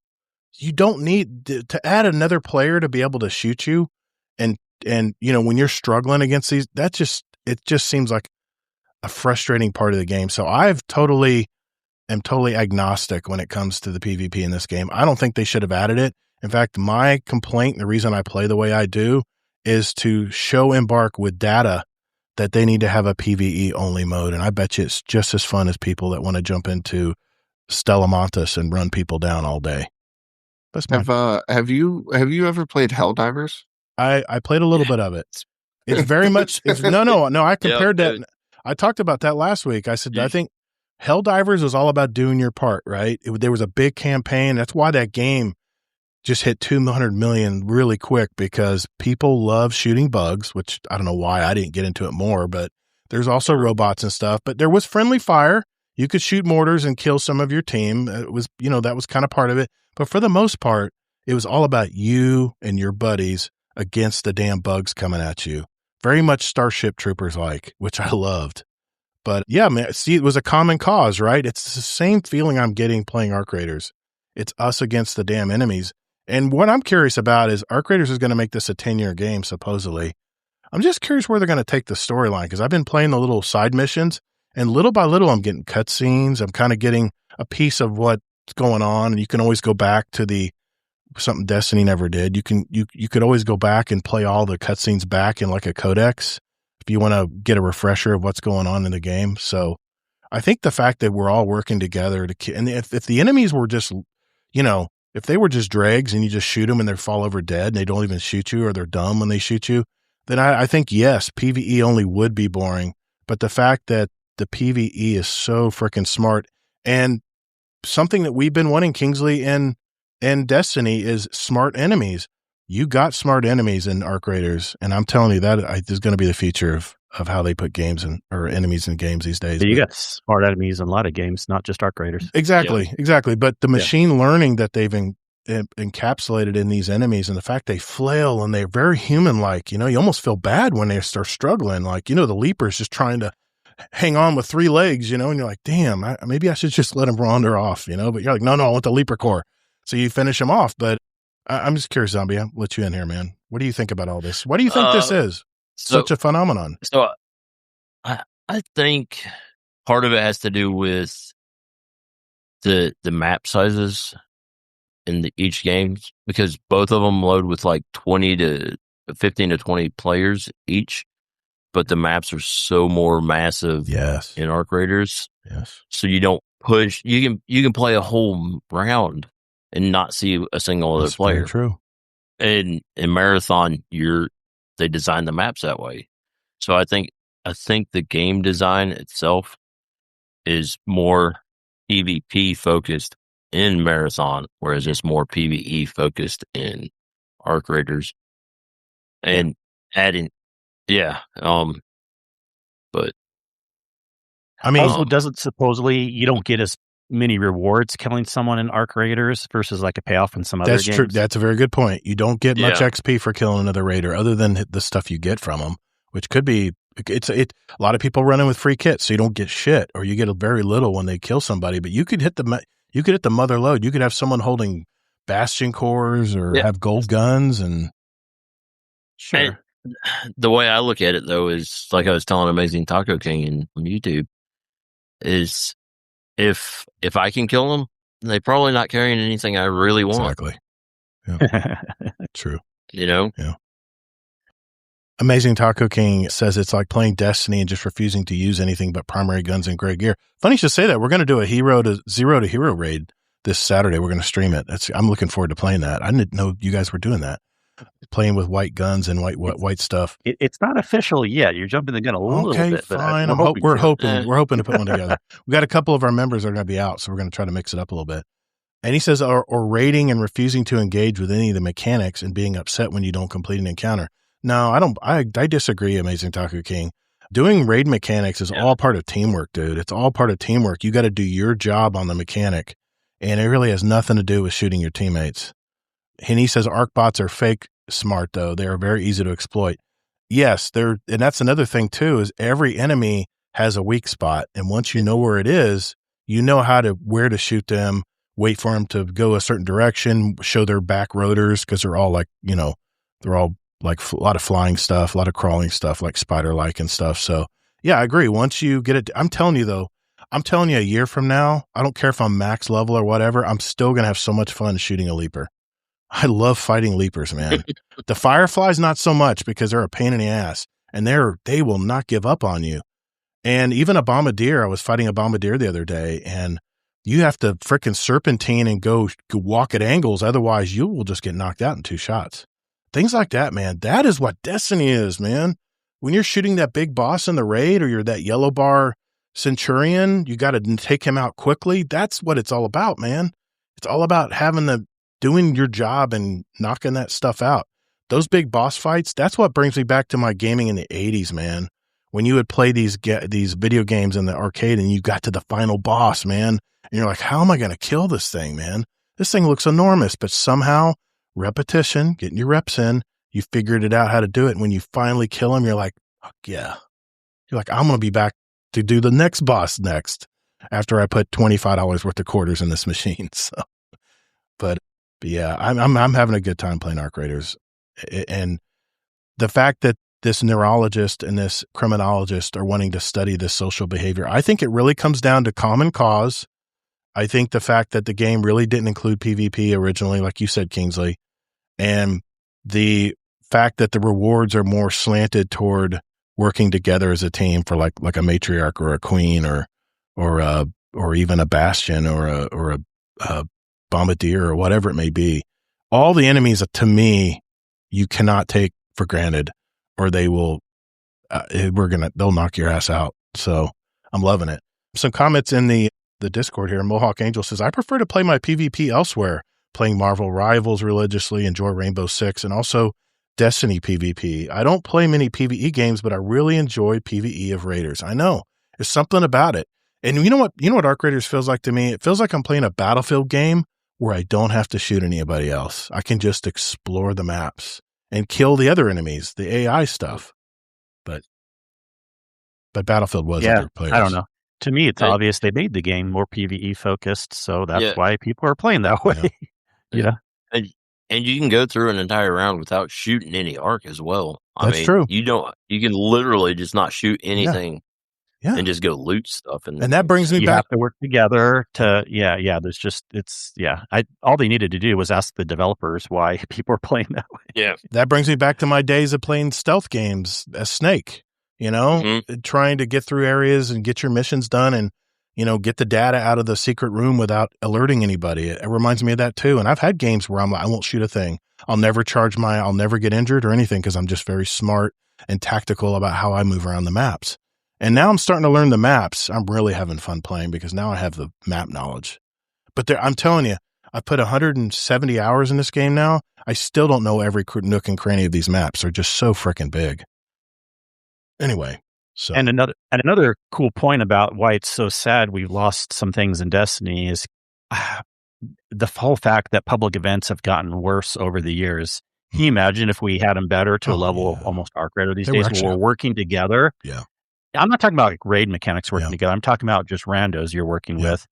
Imagine going public events, some crazy bosses come out that you can actually do with randos, and you even want to do a proximity chat, and you're like, let's work on this together. Let's get that'd be so cool if Destiny had that. We actually had a question from the Discord tonight we'll answer, and it'll address a lot of that too. So we'll probably revisit that topic. So, all right, I've said my piece. Thank you for listening, guys, and putting up with yet another Arc Raider story. I don't know, man. I'm just loving this game. I'm just giving it its due because it gives me a lot of early Destiny vibes when I play it. So, all right, let's chill and catch up and see what everybody's been doing when we return.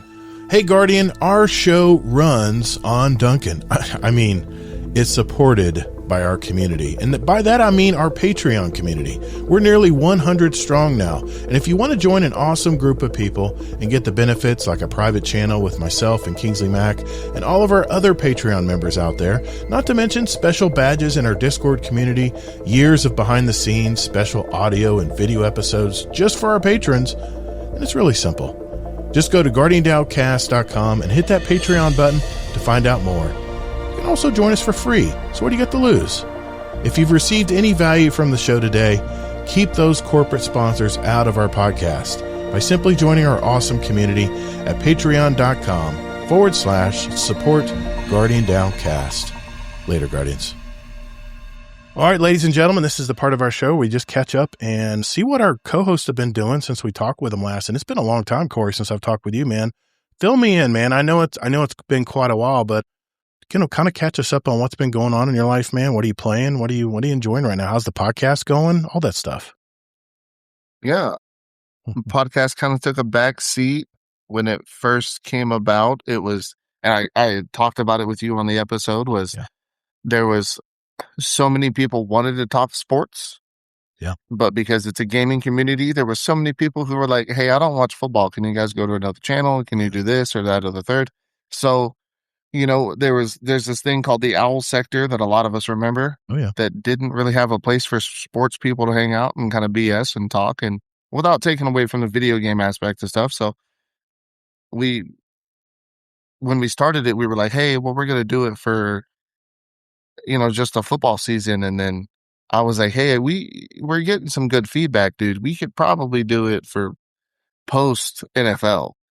We could do it for some other stuff. And then it kind of turned out to be the fact of life just after the NFL is, Cody was still getting into hockey pretty well. So getting that stuff figured out. And then neither one of us really watching baseball too terribly much. And then it was just like we had the four nations. We had the Winter Olympics, and we had the baseball classic. And it's a lot to keep up. A whole bunch of stuff. Yeah, it was. So where we had very high aspirations for the first year of it, and we're keeping up with stuff. So hopefully in the second year of it, we can do a lot better. Yeah. But outside of that, I mean, it's been great. Life and things like that is just work. I think you mentioned fiance. Yeah, fiance back in November last year. November 2nd of last year. Nice. I asked my girlfriend of about 2.5 years to marry me. Thank God she said yes. I don't know why. I'm ugly. She's beautiful. But hey, we all marry up, dude. We all marry up. Yep. Brother, I fucking married up. Nice, man. Congrats. I am marrying up. Sorry. Congrats, man. Yeah, appreciate you, brother. We got a wedding is planned for December of this year. Okay. Got some room to invite some guys. So the guys I hang out with the most, the guys I talk to the most, Rodimus is planning on coming. PP Pipe is planning on coming as the +1 to another gentleman over there in DPS, Mr. Toll the Bell. So have some of the Discord friends. Cody, of course, Coderson will be there.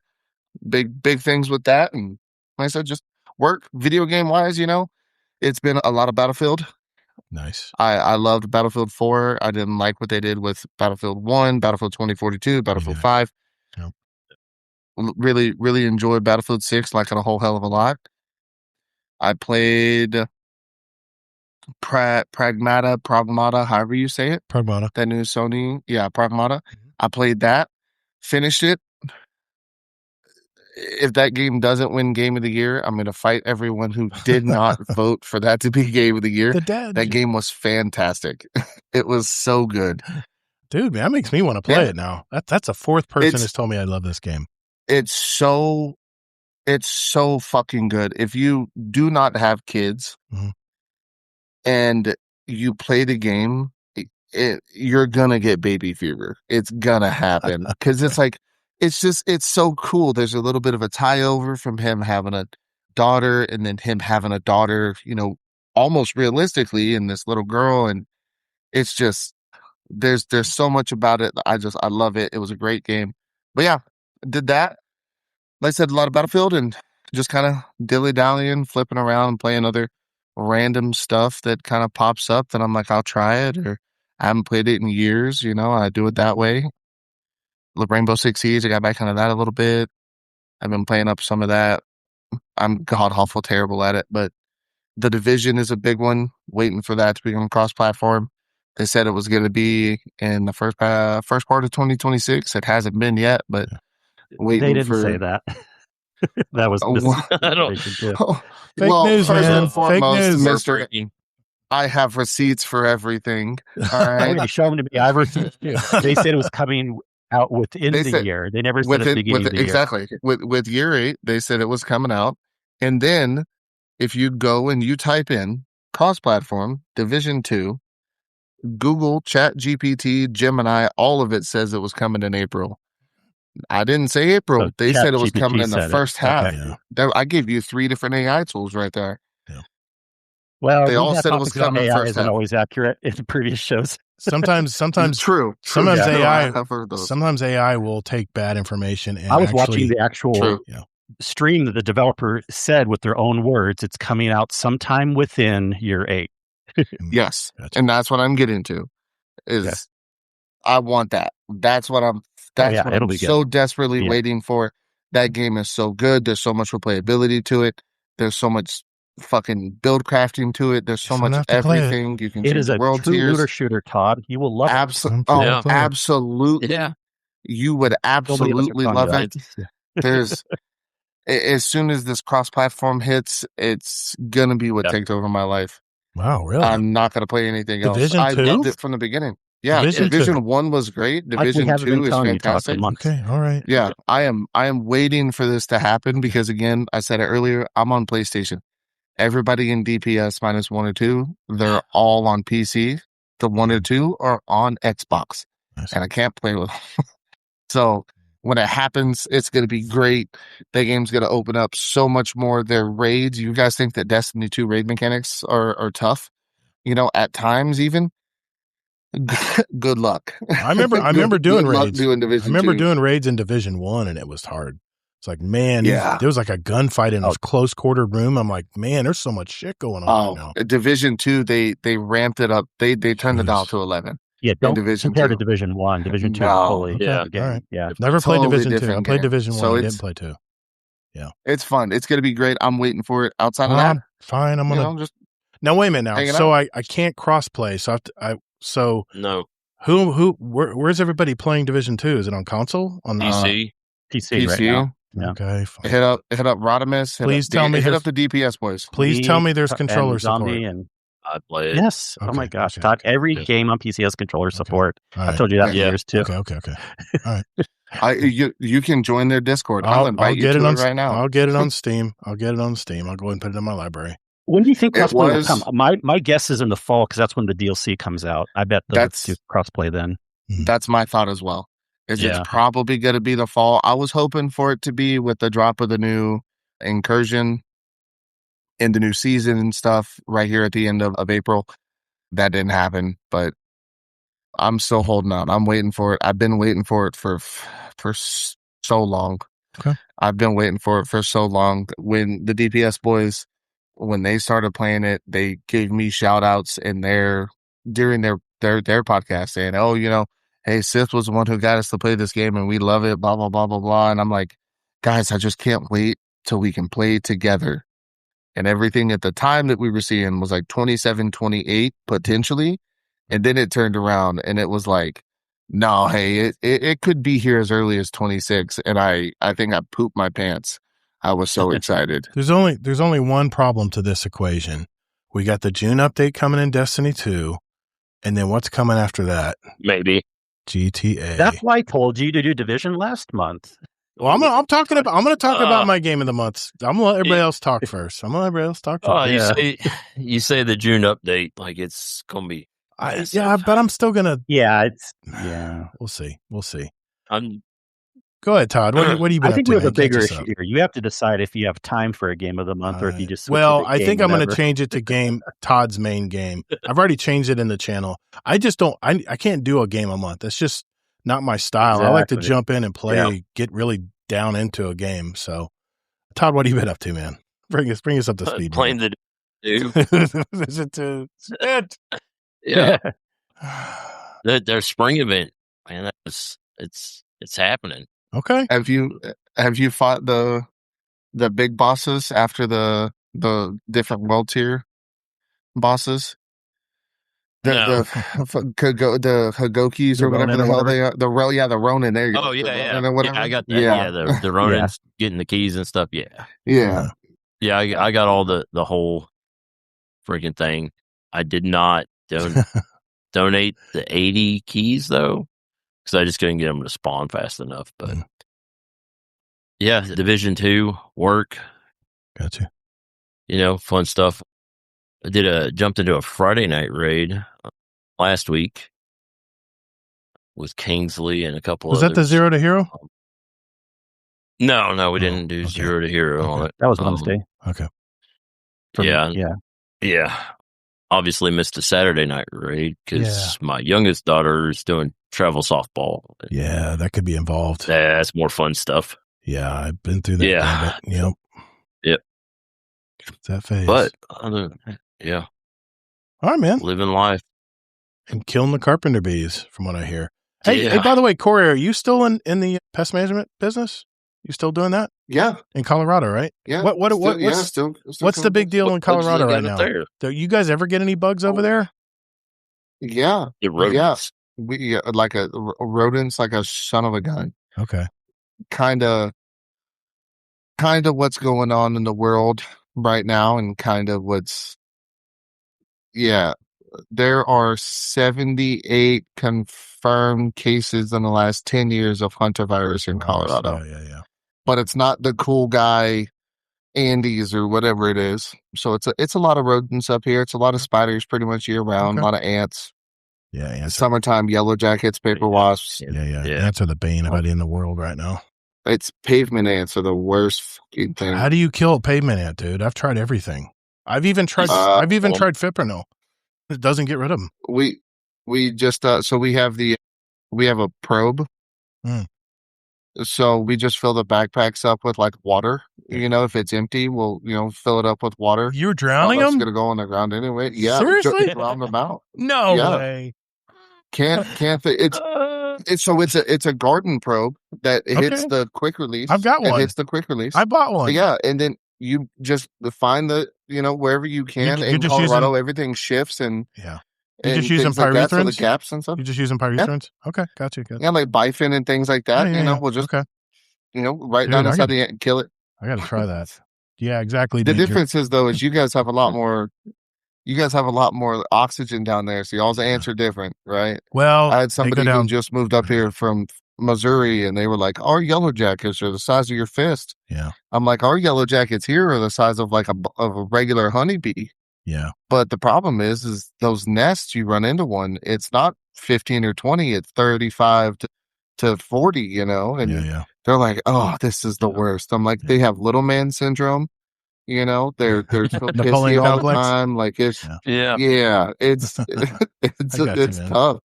Summer's coming and we're ready for it. I was just curious if you still did it because I remember we talked a long time ago that you were in the business too. Nice. Yep, still doing it. Mr. Kingsley Mack, what's going on in your life this week, man? Yeah. Trying to get you to play Division 2. I'm gonna play it. Damn it. I'll talk.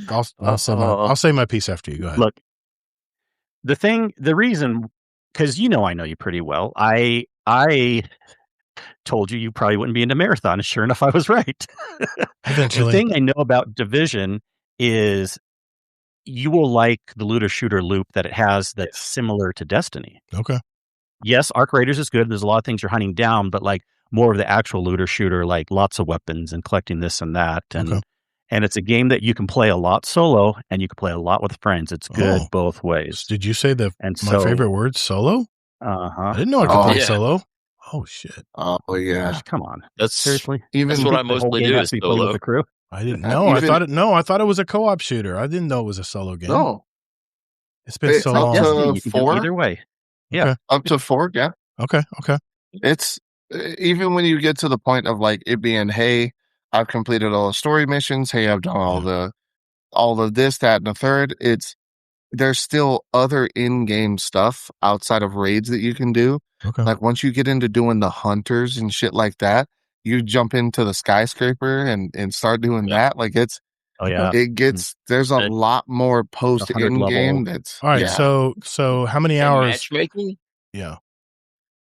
How many hours is the campaign, you think, for just a casual playthrough?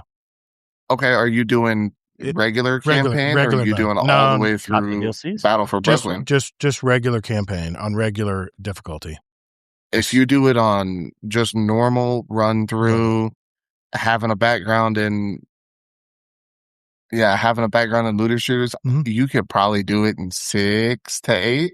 6 to 8 hours? That's it? You rush through it, yeah. Okay. If you rush it. There's more to do. See, I want to play Diablo too, but dude, there's just not enough time, man. Yeah, like 6 to 8 if you rush it, but if you slow down and you kind of do it, and then it's like, hey, there's a side mission. That's the other thing with Division is like you'll be doing the main mission, and then there's a side mission over here, and you're like, I'm going to do the main mission. Yeah. If you do the side mission, a lot of times it's a weird caveat to the mission you just did or the mission that's coming up. Okay. So if you kind of do it like that, man, you're looking at 25, 30. That's about right. And that's just the regular game. Yeah. And then you've got Warlords, Battle for Brooklyn, like that's. And it's based in New York City? New York City? No, most of it's Washington, D.C., but one of the DLCs is New York, yeah. Oh, okay. Well, both of the DLCs are New York. I'm going to look into it. I'll tell you why when it's my turn to talk, but go ahead, Kingsley. What else you been doing, man? Other than trying to get me to play Division 2. I know. Like, see, I just know that you'll like it. That's the thing. So it's whether just you make it a priority or not. But, I jest because we're just having everyone on tonight that loves Division, including me. Yeah. But honestly, I'm playing a lot more Diablo because a big DLC came out. And not much else to say about that other than last week. I'm still enjoying it tons. Getting into the super end game. I'm kind of hovering around Torment 6, Torment 7, and Torment 10's kind of basically the top. I mean, you could technically go to Torment 12 or whatever, but like that's more like for LOLs, it's not, you don't need to be there for kind of doing most stuff in the game, but such a fun build crafting game. I do think you would like Diablo also. Okay. I'm just being fair. I think you would like Division more. Now, Diablo, you don't have to play it this way, but it plays better with the different seasons. I mean, you could just play the campaign and give an experience based on that. But if you want to get into endgame, it's a whole different thing for Division, a whole different thing for Diablo, a whole different thing for any game. And Diablo endgame, I think you would like too. It feels so clean compared to a lot of other looter shooter games. Yeah. I mean, this isn't a looter shooter. This is an ARPG, but you get lots of loot. The thing that's nice about this game Diablo I've mentioned before, it feels very clean. It doesn't seem as like, even though it is confusing with a million different end games and builds and things you put together, you learn it pretty quickly and it feels like not as overwhelming as some other games. And then you really kind of get into this loop where you're like, oh yeah, well, this is what I know I need to do to get more loot and to build out and stuff. And because of that top-down feel, some people think it's very limited, but I was skeptical at first too when I first started the first Diablo way back in the day, but it's so encompassing. You don't feel that way when you get into it, and tons of different build crafts and loot and everything like that. All right, convinced. Other than that, I do want to mention again a little bit about the Zero to Hero raid on Wednesday. Had a lot of fun. We kind of threw out the idea. I know I was pushing for it too, of like, I'm not necessarily like the biggest fan of like wanting to do Zero to Hero all the time, but I've only done it maybe 4 or 5-ish times total. And anyone who knows me, I get kind of bored of Vault of Glass raid. I think it's kind of Vault of Ass. You know what I mean? I get why it's a beginner raid and it's one for people to start on, but I was like, if we're going to do Vault of Glass Zero to Hero, then we actually have something we're going to have fun with. Can you explain that? In case people don't know what you mean by Zero to Hero. For anyone who doesn't know what that is when you start off the raid, you can only use white gear. Now, the one exception is heavy. There is no white, so you can pull a green piece of gear. But you have to use a white primary, white secondary, and white armor. Like you were starting the game from day one, but then we're going into a raid. Jeez. Now, when you get drops, this is where what made it fun. I actually cared about loot again. Yeah, because you need it. You get an armor piece. Even armor pieces, you get an armor piece. I can actually do stats now and mods. Because the game knows your true power. You get like, bam. Yeah. Because white gear has no mod slots, white armor. So, so you learn to work with what you have. And it's also really good for us to see a good reminder of how absurdly overpowered we are in the game right now with abilities and with weapons. When you do a Zero to Hero Vault of Glass, it is much more similar to doing like an original Vault of Glass in Destiny 1 when it was actually hard, because we're dealing with just basic weapons. None of this like, I have a rocket sidearm that can shoot 1,000,000 miles away and it acts like a rocket launcher. No, you have to rely on scout, sniper, auto, SMG, and the true archetypes of like, none of these are going to be super powerful compared to all my legendaries and exotics, but I need to use the right archetype for how close the enemies are and make it work. Right. And you actually have to focus more on that. Sounds fun. Shooting enemies correctly and making it work. So, and it can actually be a little hard at times. The Templar is a little bit hard. It can be hard to one phase it, and also Atheon's not bad. The biggest issues is ammo. I really recommend you use a scout and a sniper if you're shooting the oracles, but right. There's things, but I don't know. I had a lot of fun with that. Yeah. We also took Panda through, I'm just going to jump in here. We also took Panda through a Desert Perpetual for his first run. He did really good, man. He grasped those encounters really quick. So, well, if you don't remember, he's always been an awesome player that. Yeah. He's always been a top tier player. He would always also Sherpa. Yeah.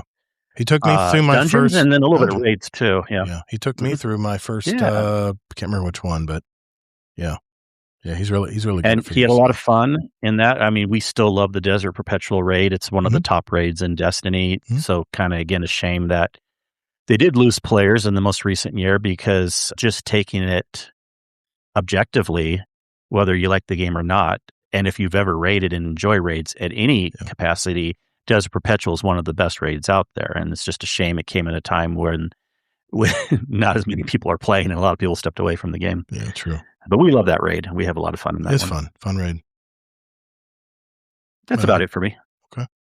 I'm going to start off with a movie review. My wife and I went to see Devil Wears Prada 2. Don't judge me. It's been nearly 20 years since the first one came out. So we did see it in the Dolby Theater. It's a pretty upbeat movie. The usual characters, have new roles, so to speak. And the evil Miranda, the boss of the Runway magazine, she's facing kind of a crisis, and how she handles it, points more to a hero than the usual blunt personality she has. But the movie's grossed over $233 million in its opening week. That's rare for a box office at the theater these days. Rotten Tomatoes gives it a 78%, IMDb a 6.8.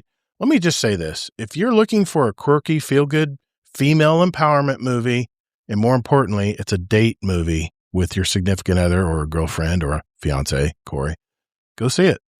It's a feel-good movie. You're going to feel good afterwards. As a dude that likes more masculine movies, to me, it was okay. I'm not crapping on the film or anything, but it was just okay. I mean, it was entertaining.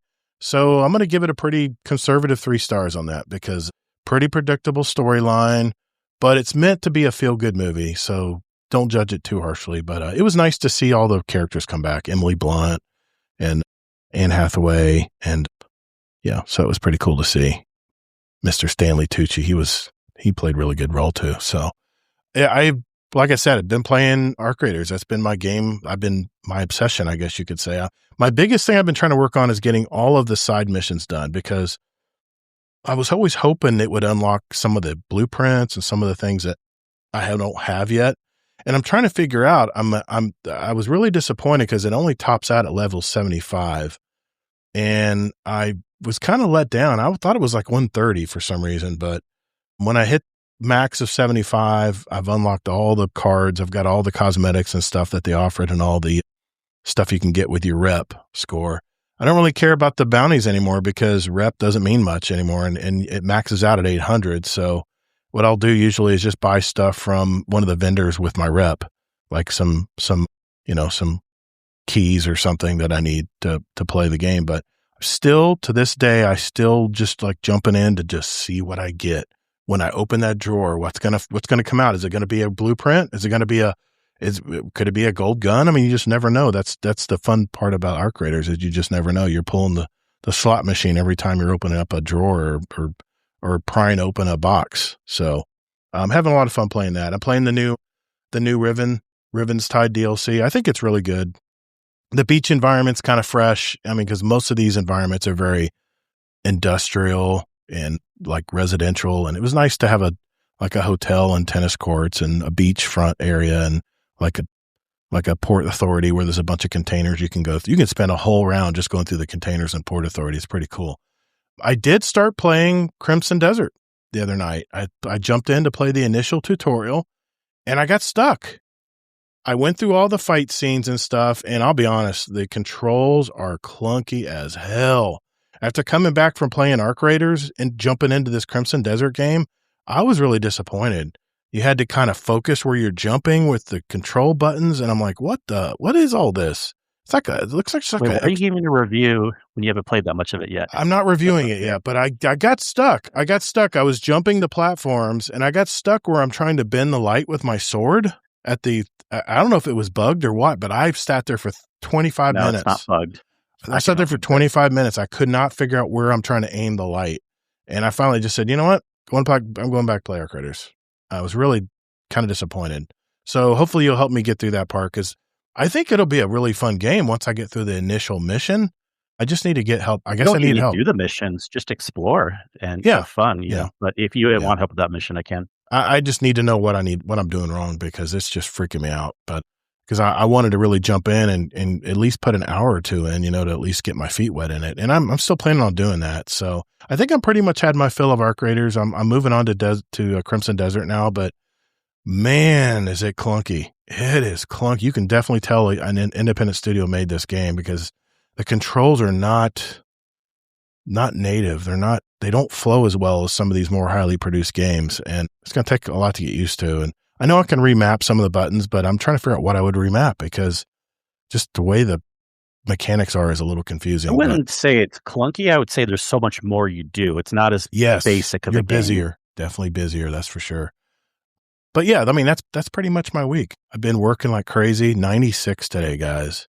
90. It felt like Arizona today. 96 degrees. There was a slight breeze. There's a high over Florida, which would mean there's not a cloud in the sky. So there's nothing to shade the soil. There's nothing to shade the sun. It was just like, I literally felt like I was like heading to Vegas. But yeah, that's pretty much my week. Hey, Guardians, if you would like to ask us a question for the show, head over to guardiandowncast.com to send us a voicemail or email us with your question. However, the best way to send us a question is to write it out in our podcast questions channel in our Discord community. You can access it on the Discord app on your phone or on the web. It's discord.gg/Guardian Downcast. Don't think about it. Just do it. Do it right now. The links are in our show notes. Later, Guardians.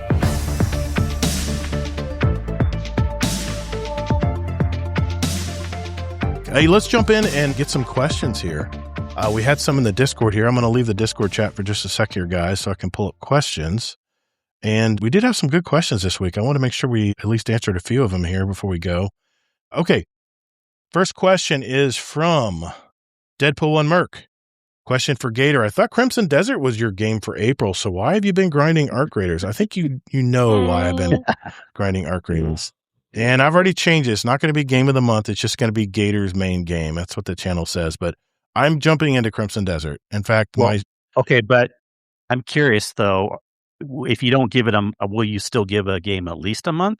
Or will you give up like hours in? No, I think a good 30 hours is what I need to put into Crimson Desert to at least understand what the game's about. And even if I don't want to finish it or not, I want to put the good 30 hours in to understand. And that's going to take. I mean, maybe not put that much time. I know, but I'm putting in probably a couple hours at night before I go to bed. So no, it's not going to be just 3. I mean, I gave Marathon, I think 18 to 20 hours before I just finally just realized the game wasn't for me. But yeah, that's the reason. That's the reason why, Deadpool. I actually revisited Arc Raiders because I didn't give it enough time when it was my first game of the month. And I'm just coming back and revisiting. I want to make sure I'm fully enjoying the game. So Blaze of Glory, a new member in our Discord, by the way. Welcome. He says, is anyone looking forward to any specific games later this year? It feels like there is a ton of interesting releases coming, and I'm curious what everyone is genuinely excited for, whether it's a huge AAA title or an indie game flying under the radar or something nostalgic making a comeback. The obvious one for me is GTA 6. Do you think there are any games that have been released or have yet to be released that can compete with GTA 6 this year for Game of the Year? Well, I think Corey said it. It was going to be the dad shooter, right? Yeah, GTA 6 will get it because people are children. Yeah. Well, that's why. Yeah. Who determines the judging on the Game of the Year? I'm curious, on the Game Awards. Is it general population? Well, I'm curious. I don't know. Based on sales, maybe. Sales, maybe? Okay. Well, that's definitely a no-brainer. But yeah, it's a good point. There's two different questions here. And as far as the game of the year thing, I hope also it's not GTA 6, even though I'm going to play that. I mean, it should be Pragmata or probably Resident Evil or something to that nature, not GTA 6 just by default. Annoying. Any games you guys are looking forward to besides GTA 6 or? Amazing Taco King's. Sorry. No, you. Fable. Yeah, Fable. I don't know if that's coming out this year, but definitely looking forward to that one. Yeah, I think Danger said we'll be colonizing the moon before GTA 6 gets here. Yeah. We'll have to see, I guess. What about you, Corey, Kingsley?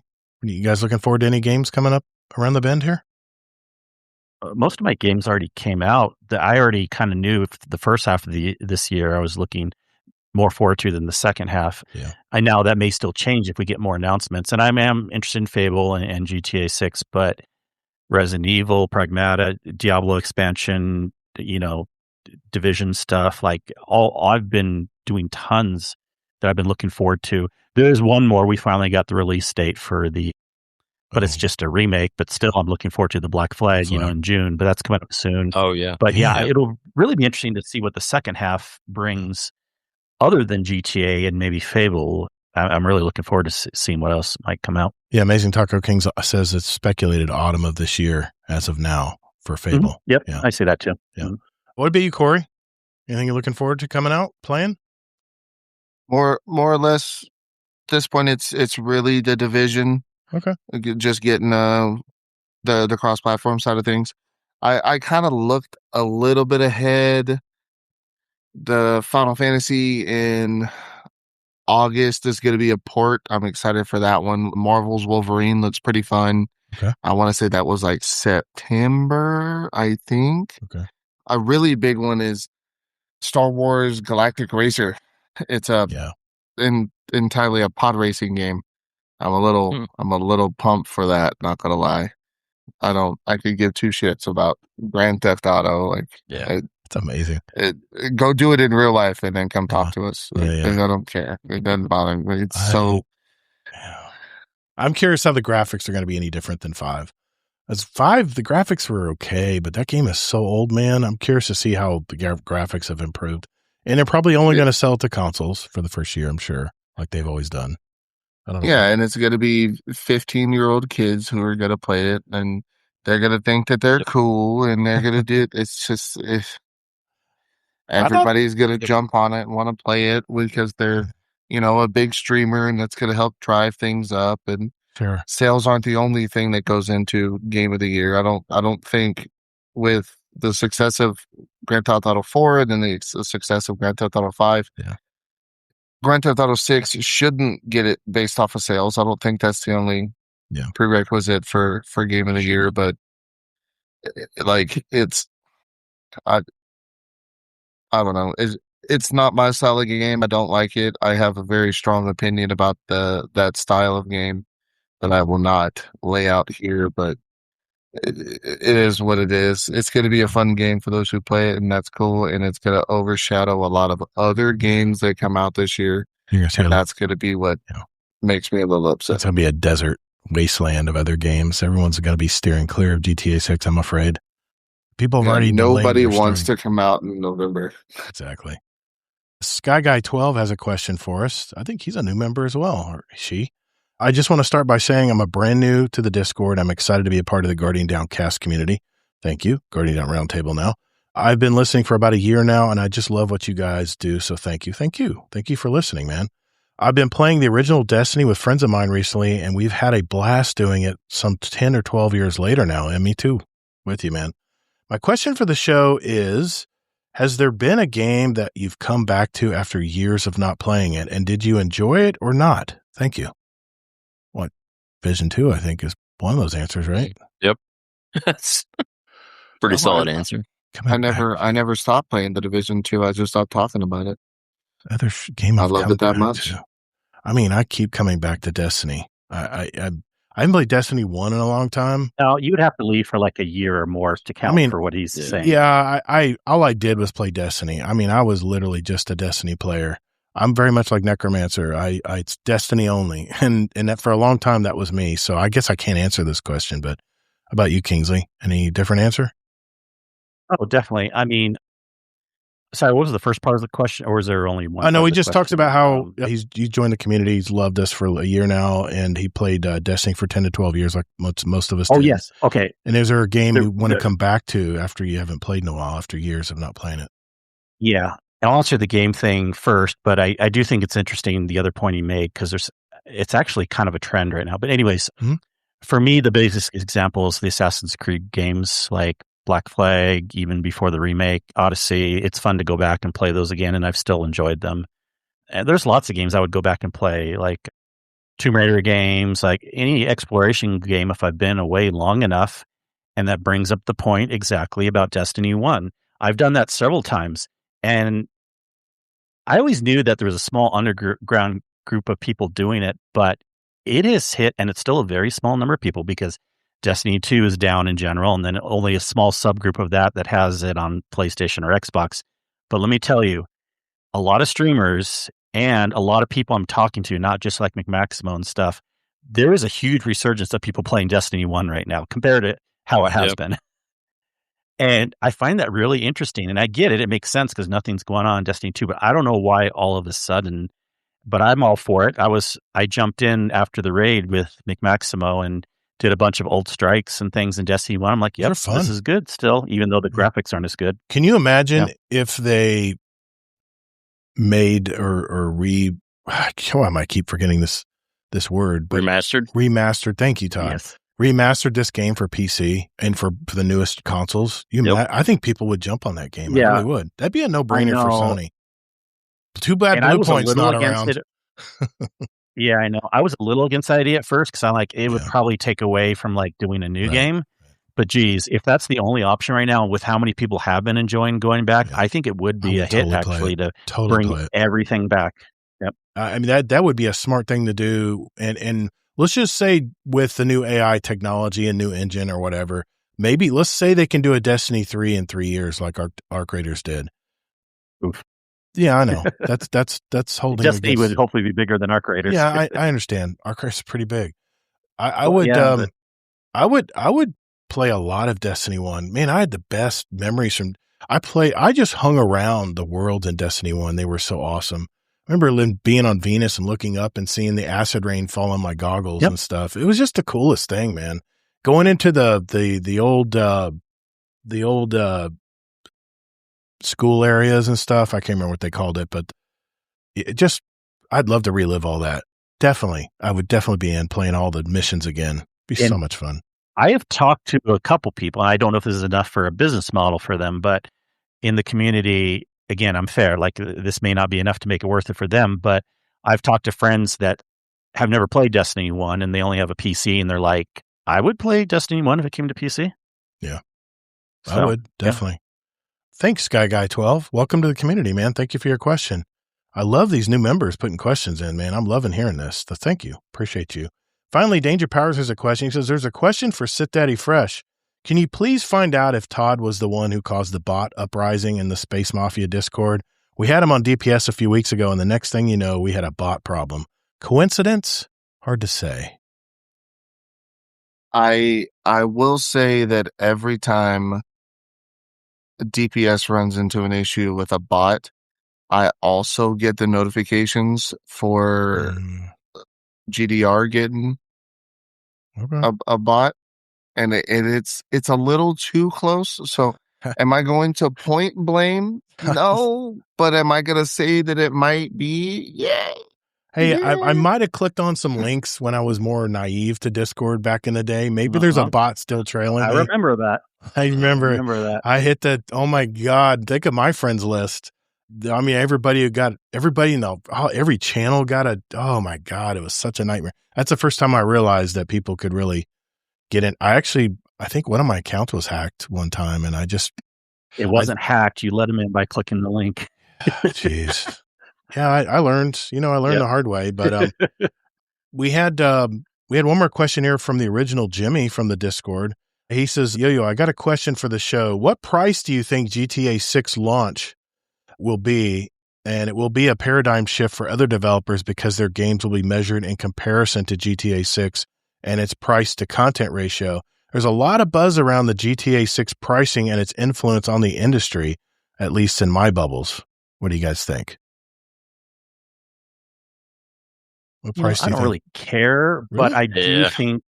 I do think they will actually. I know there's the rumors of 80 or 100 or whatever. I hear too. I think there's a greater than 50% chance they're going to keep it right around 70. I just think that even though they can go higher, psychologically, it may be a stupid move to do so. And it might actually be smarter for like a medium-sized AAA game to do it first. If anyone, not saying anyone should, but I just don't know that they should be the ones to do it. So if they're smart, they will actually get a little bit more, 5% better grace if they keep it lower, 60, 70, something like that, and then get more. They'll still make enough money because then more people will buy it. Of course. But with a $1 to $2 billion investment initially for this game, that's just amazing, man. That kind of money being spent. Nuts. I mean, all the promotion and stuff as well. Let's go with one Destiny question here. And then Dadbod, I got your question, man. I got your comments here. I think that might be something we might want to talk about next week because we're going to have more information about the June update next week. So I'm going to save your question for next week, brother. I do appreciate you putting some feedback there, though. This is from Deadpool1 Merc. He says, if Sony were to shut down Destiny, what do you think would happen? For example, do you think players would stop supporting Sony's future games? Or what do you think would happen? Anybody wants to answer, just jump in. What would you guys do? I know what I would do, but yeah, I'm curious. If Sony shut... Yeah. Good, Zombie Todd. Yeah. if they shut down Destiny like right now, I mean, I don't really buy into companies anyway. If they put out something I want to play, they'll play it. If they don't, I'm not going to. They have to make a business decision based on their business. I get it. I understand it's the way it works. Am I going to be upset about it? Probably, but right now I'm playing Destiny once, twice a week, maybe. So, yeah, I'm too pragmatic like that too. I'd be upset, but I would still play another Sony game if it's a game I like. Yeah, I own a PlayStation 5 Pro. I just kind of judge it on the games. I'm going to be playing Sony games. Corey, what do you think, man? What would you think? Sorry, I think if they were to turn around and try to shut it down, tomorrow, I feel like there's going to be a lot of the Bungie shills who are going to jump out and go, well, I'm not playing another Sony game, but there's also going to be enough people on that same side who are going to go, Destiny also this, that, and the third, and blah, blah, blah. And they're going to run it into the ground as a game. And they're going to talk a lot of shit on Destiny. And it's not going to be remembered for the game that it was. Yeah. And how great it was. Do I think that would affect Sony moving forward? Absolutely not. Drop another Spider-Man and then everyone forgets that Sony even shut down Bungie. Yeah. There is a little rumor floating around out there, and this is 100% a rumor that I've seen on some social media, on some Reddit and things like that, that Bungie may or may not want to run a kind of extraction shooter battle royale style game with the Halo IP, which I think if Sony was going to shut down Bungie, the only way to get the sour taste out of the mouth of the Bungie fans in the world, if Sony was going to shut down Destiny, the way to get the sour taste out for the Bungie fans would be to give them something Halo-esque. Something. Maybe not Halo Wars. You had to be a fan of like Command and Conquer to like Halo Wars, but something kind of in that realm. I feel like that would help, but I mean, it's time will tell with the life cycle of Destiny 2 and things like that. And if they decide that they're going to do more of the other video game tie-overs and, like we did with God of War, and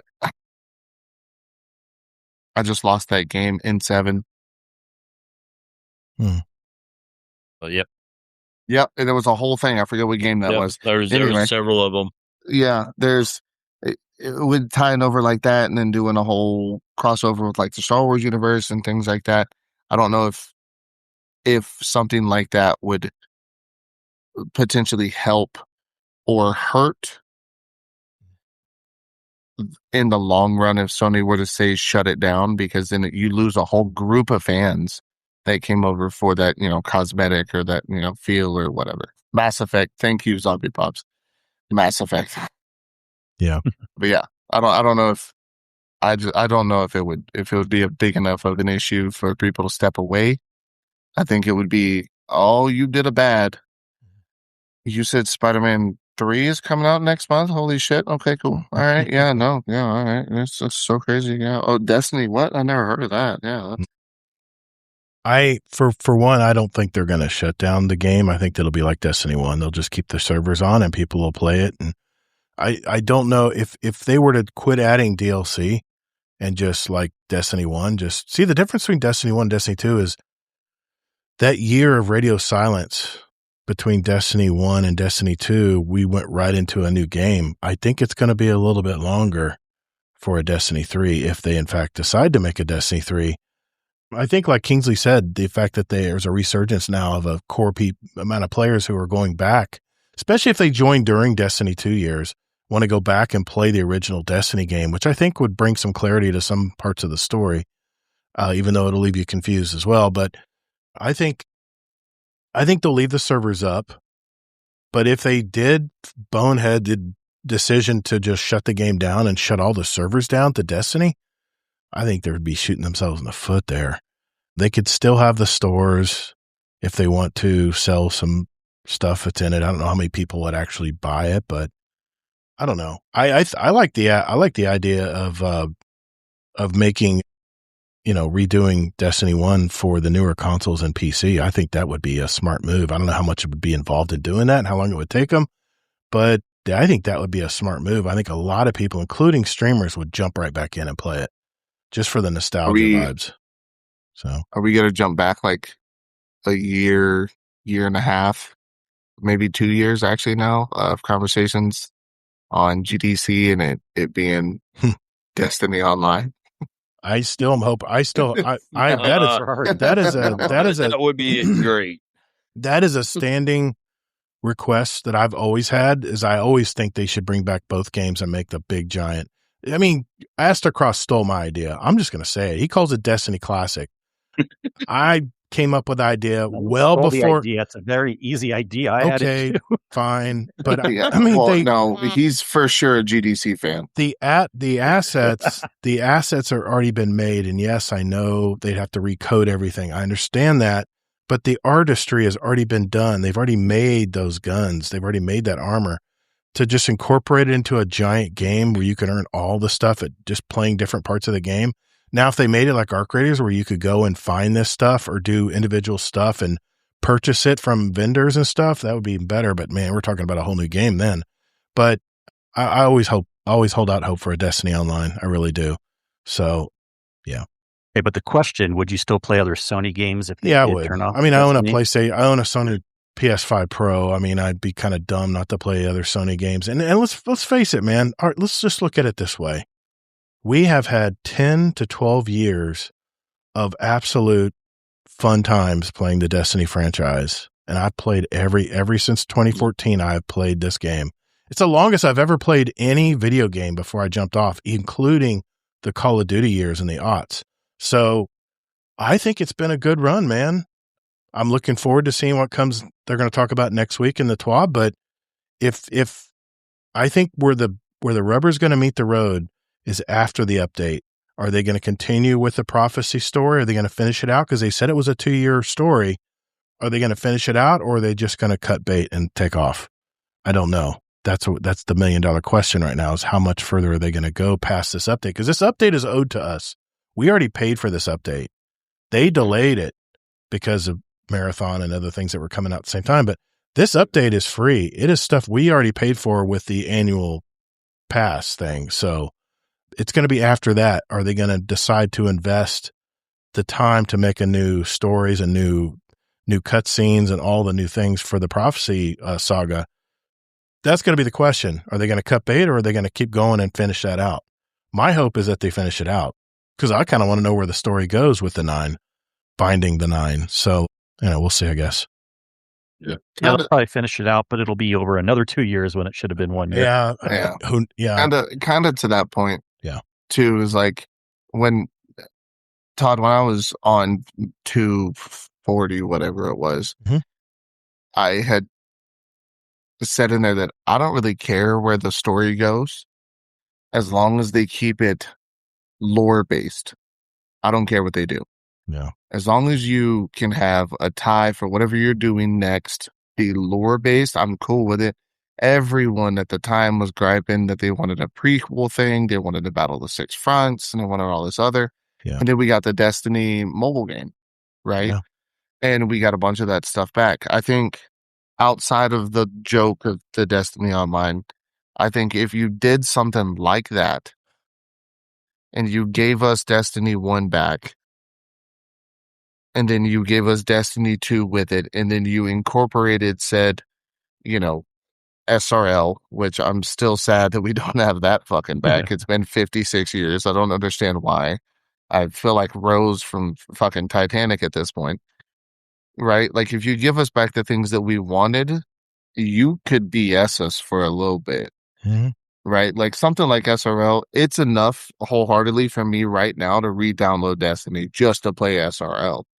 You give me back the Plaguelands the way that I wanted them and not the way that we got them in Ash and Iron, I would be down for that. If you gave us all those other raids and that content back, like even the Dreadnought, people who've never been able to experience that, if you gave us that stuff back, I feel like you could push it another year or 2 and then be able to come out with something later, whether it be another big ass DLC or it be a Destiny 3. I think you could do that, and the core players of Destiny would stay. Right. But then it would have to be like, it's something that completely changes the game, that it's all over social media, whether you're on Facebook or TikTok or YouTube or Instagram, that you're like, wait, hold on, they're doing what? Yeah. Like, I know they just gave us all the stuff back, but they're doing what? Give us that. Let us get out of the universe or something. I feel like you could kind of extend it and do whatever the hell you want at that point. Yeah. All right. Matt, Amazing Taco King says, I've been playing Neverwinter Nights for 22 years. Those are rookie numbers, Todd. Well, for me, that's a long time. I don't stick with games that long, and Destiny's one that just definitely hooked me in. Some comments in the chat here from that question. Lego Batman this month. Let's freaking go. Dadbot Hero says Gears of War E-Day looks good for one coming up. I think Astrocross knows something we don't know. That's why he's getting back into Destiny 1. The tinfoil hat theory, though. Yeah, Dadbot Hero, I hear you, man. I think it's just nostalgia from Scarlet Maddie. I went back into the last couple of weeks. Love the member berries, maybe to me, but $70 hardline. When we think about the kids you guys were talking about earlier playing the game, what's easier for a kid to ask their parents for $70 or a whole $180 to $100 might be too much as far as the GTA 6 pricing question we had. So first year children should be playing GTA. Exactly. That's like, let's make sure that's out. I don't have kids, but like if I had a kid under 15, I'm not letting them play. Yeah, exactly. Grand Theft Auto. Hello, Guardians. This is Notorious One, and you're listening to Guardian Down Roundtable.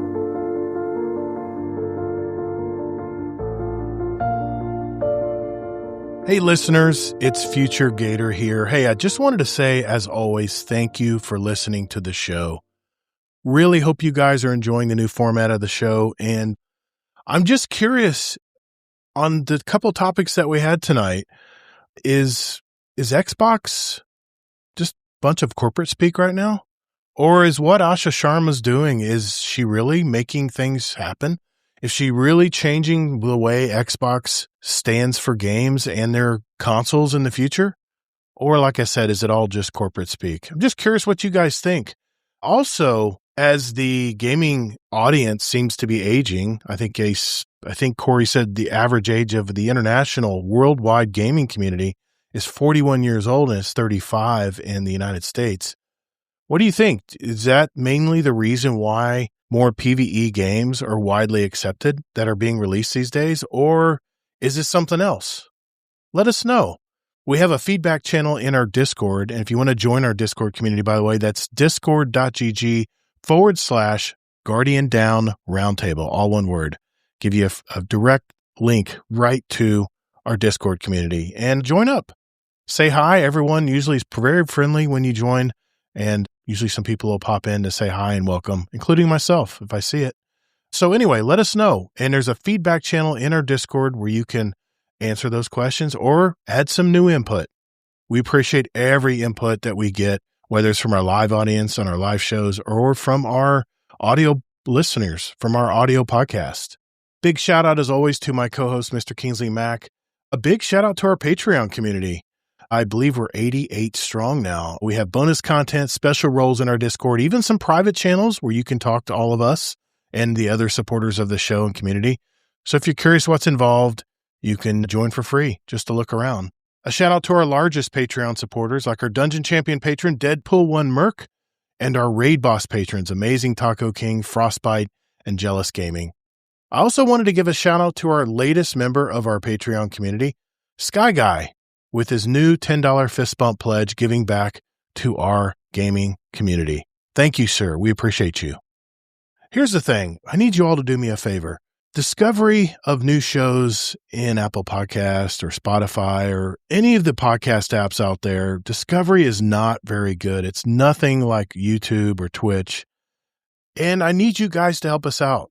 If you really enjoy our show and you think you know someone who might want to get a kick out of listening to our show, it's up to you guys to spread the word for us.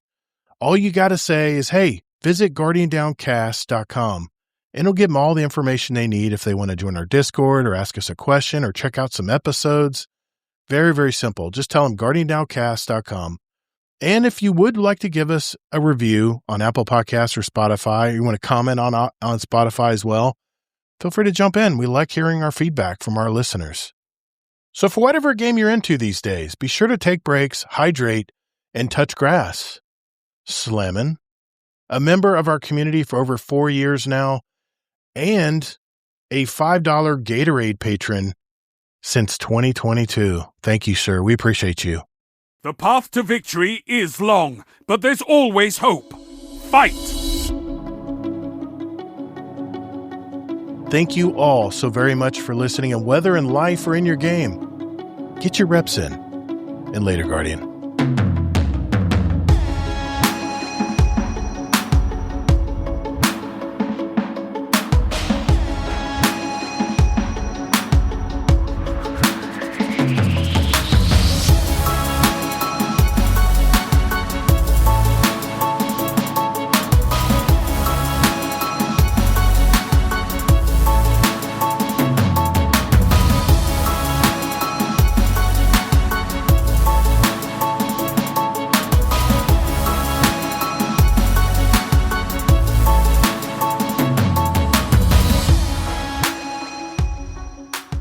Overtime. Let's do this. Well, gentlemen, it has been a great show. That is our show for tonight. Thank you guys for hanging out and talking tonight. I have good conversations tonight, man. This is what I love about this show. We can really we can go really anywhere we want, but I appreciate you guys filling in tonight and talking with us about your topics. Corey, before you go, man, you want to give a shout out for your podcast? You want to give anybody a shout out in the communities out there? Yeah. Sit Daddy Fresh, otherwise known as Corey. You can find me in most of the time over in the Space Mafia Discord, hanging out with the DPS boys. As football season gets closer, you'll be able to find me in the Buzzer to Buzzer Discord, where we have our own little podcast. We talk about sports and things coming up and hot takes. We like to talk about sports the way that people actually do and not do the technically and fix our fucking, bifocals and snap our suspender. We're not doing all that. Right. Yeah, you find me in those two places, and that's kind of it. Okay. I got a TikTok you can go follow if you want, but it's not my name here. You'll have to message me for it. I'll throw it out there. Wow. I tell you what, man, NFL season rolls back around. Be sure to invite me, as I definitely want to talk some football, man. Definitely. Me and Cody have been talking football with a signing that happened during the show tonight, and we've been talking. We put a $20 bet on something. Okay. In the middle of the show tonight. So nice. Okay. All right. Mr. Zombie Pops, thank you, sir. Appreciate you, brother. You want to give a shout out to anybody in the community? The Wednesday night raid crew. I recently had to drop from that. Just hope those guys are hanging out and doing good things. Awesome, man. Thank you, sir. Appreciate you being on tonight, man. Kingsley, any shout outs? Yes, to our lovely guests. It's always fun having Zombie back on again, but you're kind of like a normal. But true guest, it's Daddy Fresh. I haven't been on a podcast with you before, so thank you so much for coming on. Yeah, man. I appreciate you, brother. Don't flatter me too much. My head can only get so big. You're flattered. You get all the praise right now. I'm giving a shout out to everybody in chat tonight. We had some really good comments tonight. Amazing Taco King. We had, that was you, Zombie. We had External Barge. Yeah. In the chat tonight, Deadpool 1 Merc, Dadbod Hero, Scarlet Maddie, as always, thank you, sir. Azuro Demon, thank you for jumping in. And Danger Powers also was in here tonight. Thank you, sir. Appreciate you. So I'll give everybody a shout out that shows up to our live shows. I know it's not the most convenient thing, and live shows are really tough to catch sometimes, especially on a weekday. You know, people got to work the next morning. I get that. I totally do. So we appreciate everyone who jumps in every Thursday and wants to give us feedback on what we're talking about. So that's it, guys. That's our show. Thank you for hanging out, and we'll see you guys next week. 2 exciting guests next week. Not the current company excluded here, but we have 2 more guest co-hosts coming next week, and let's just say I haven't talked with them in a long time, so I'm looking forward to seeing what they've been up to. So with that being said, remember, as in life or in your game, get your reps in. Later, Guardians. Have a good one.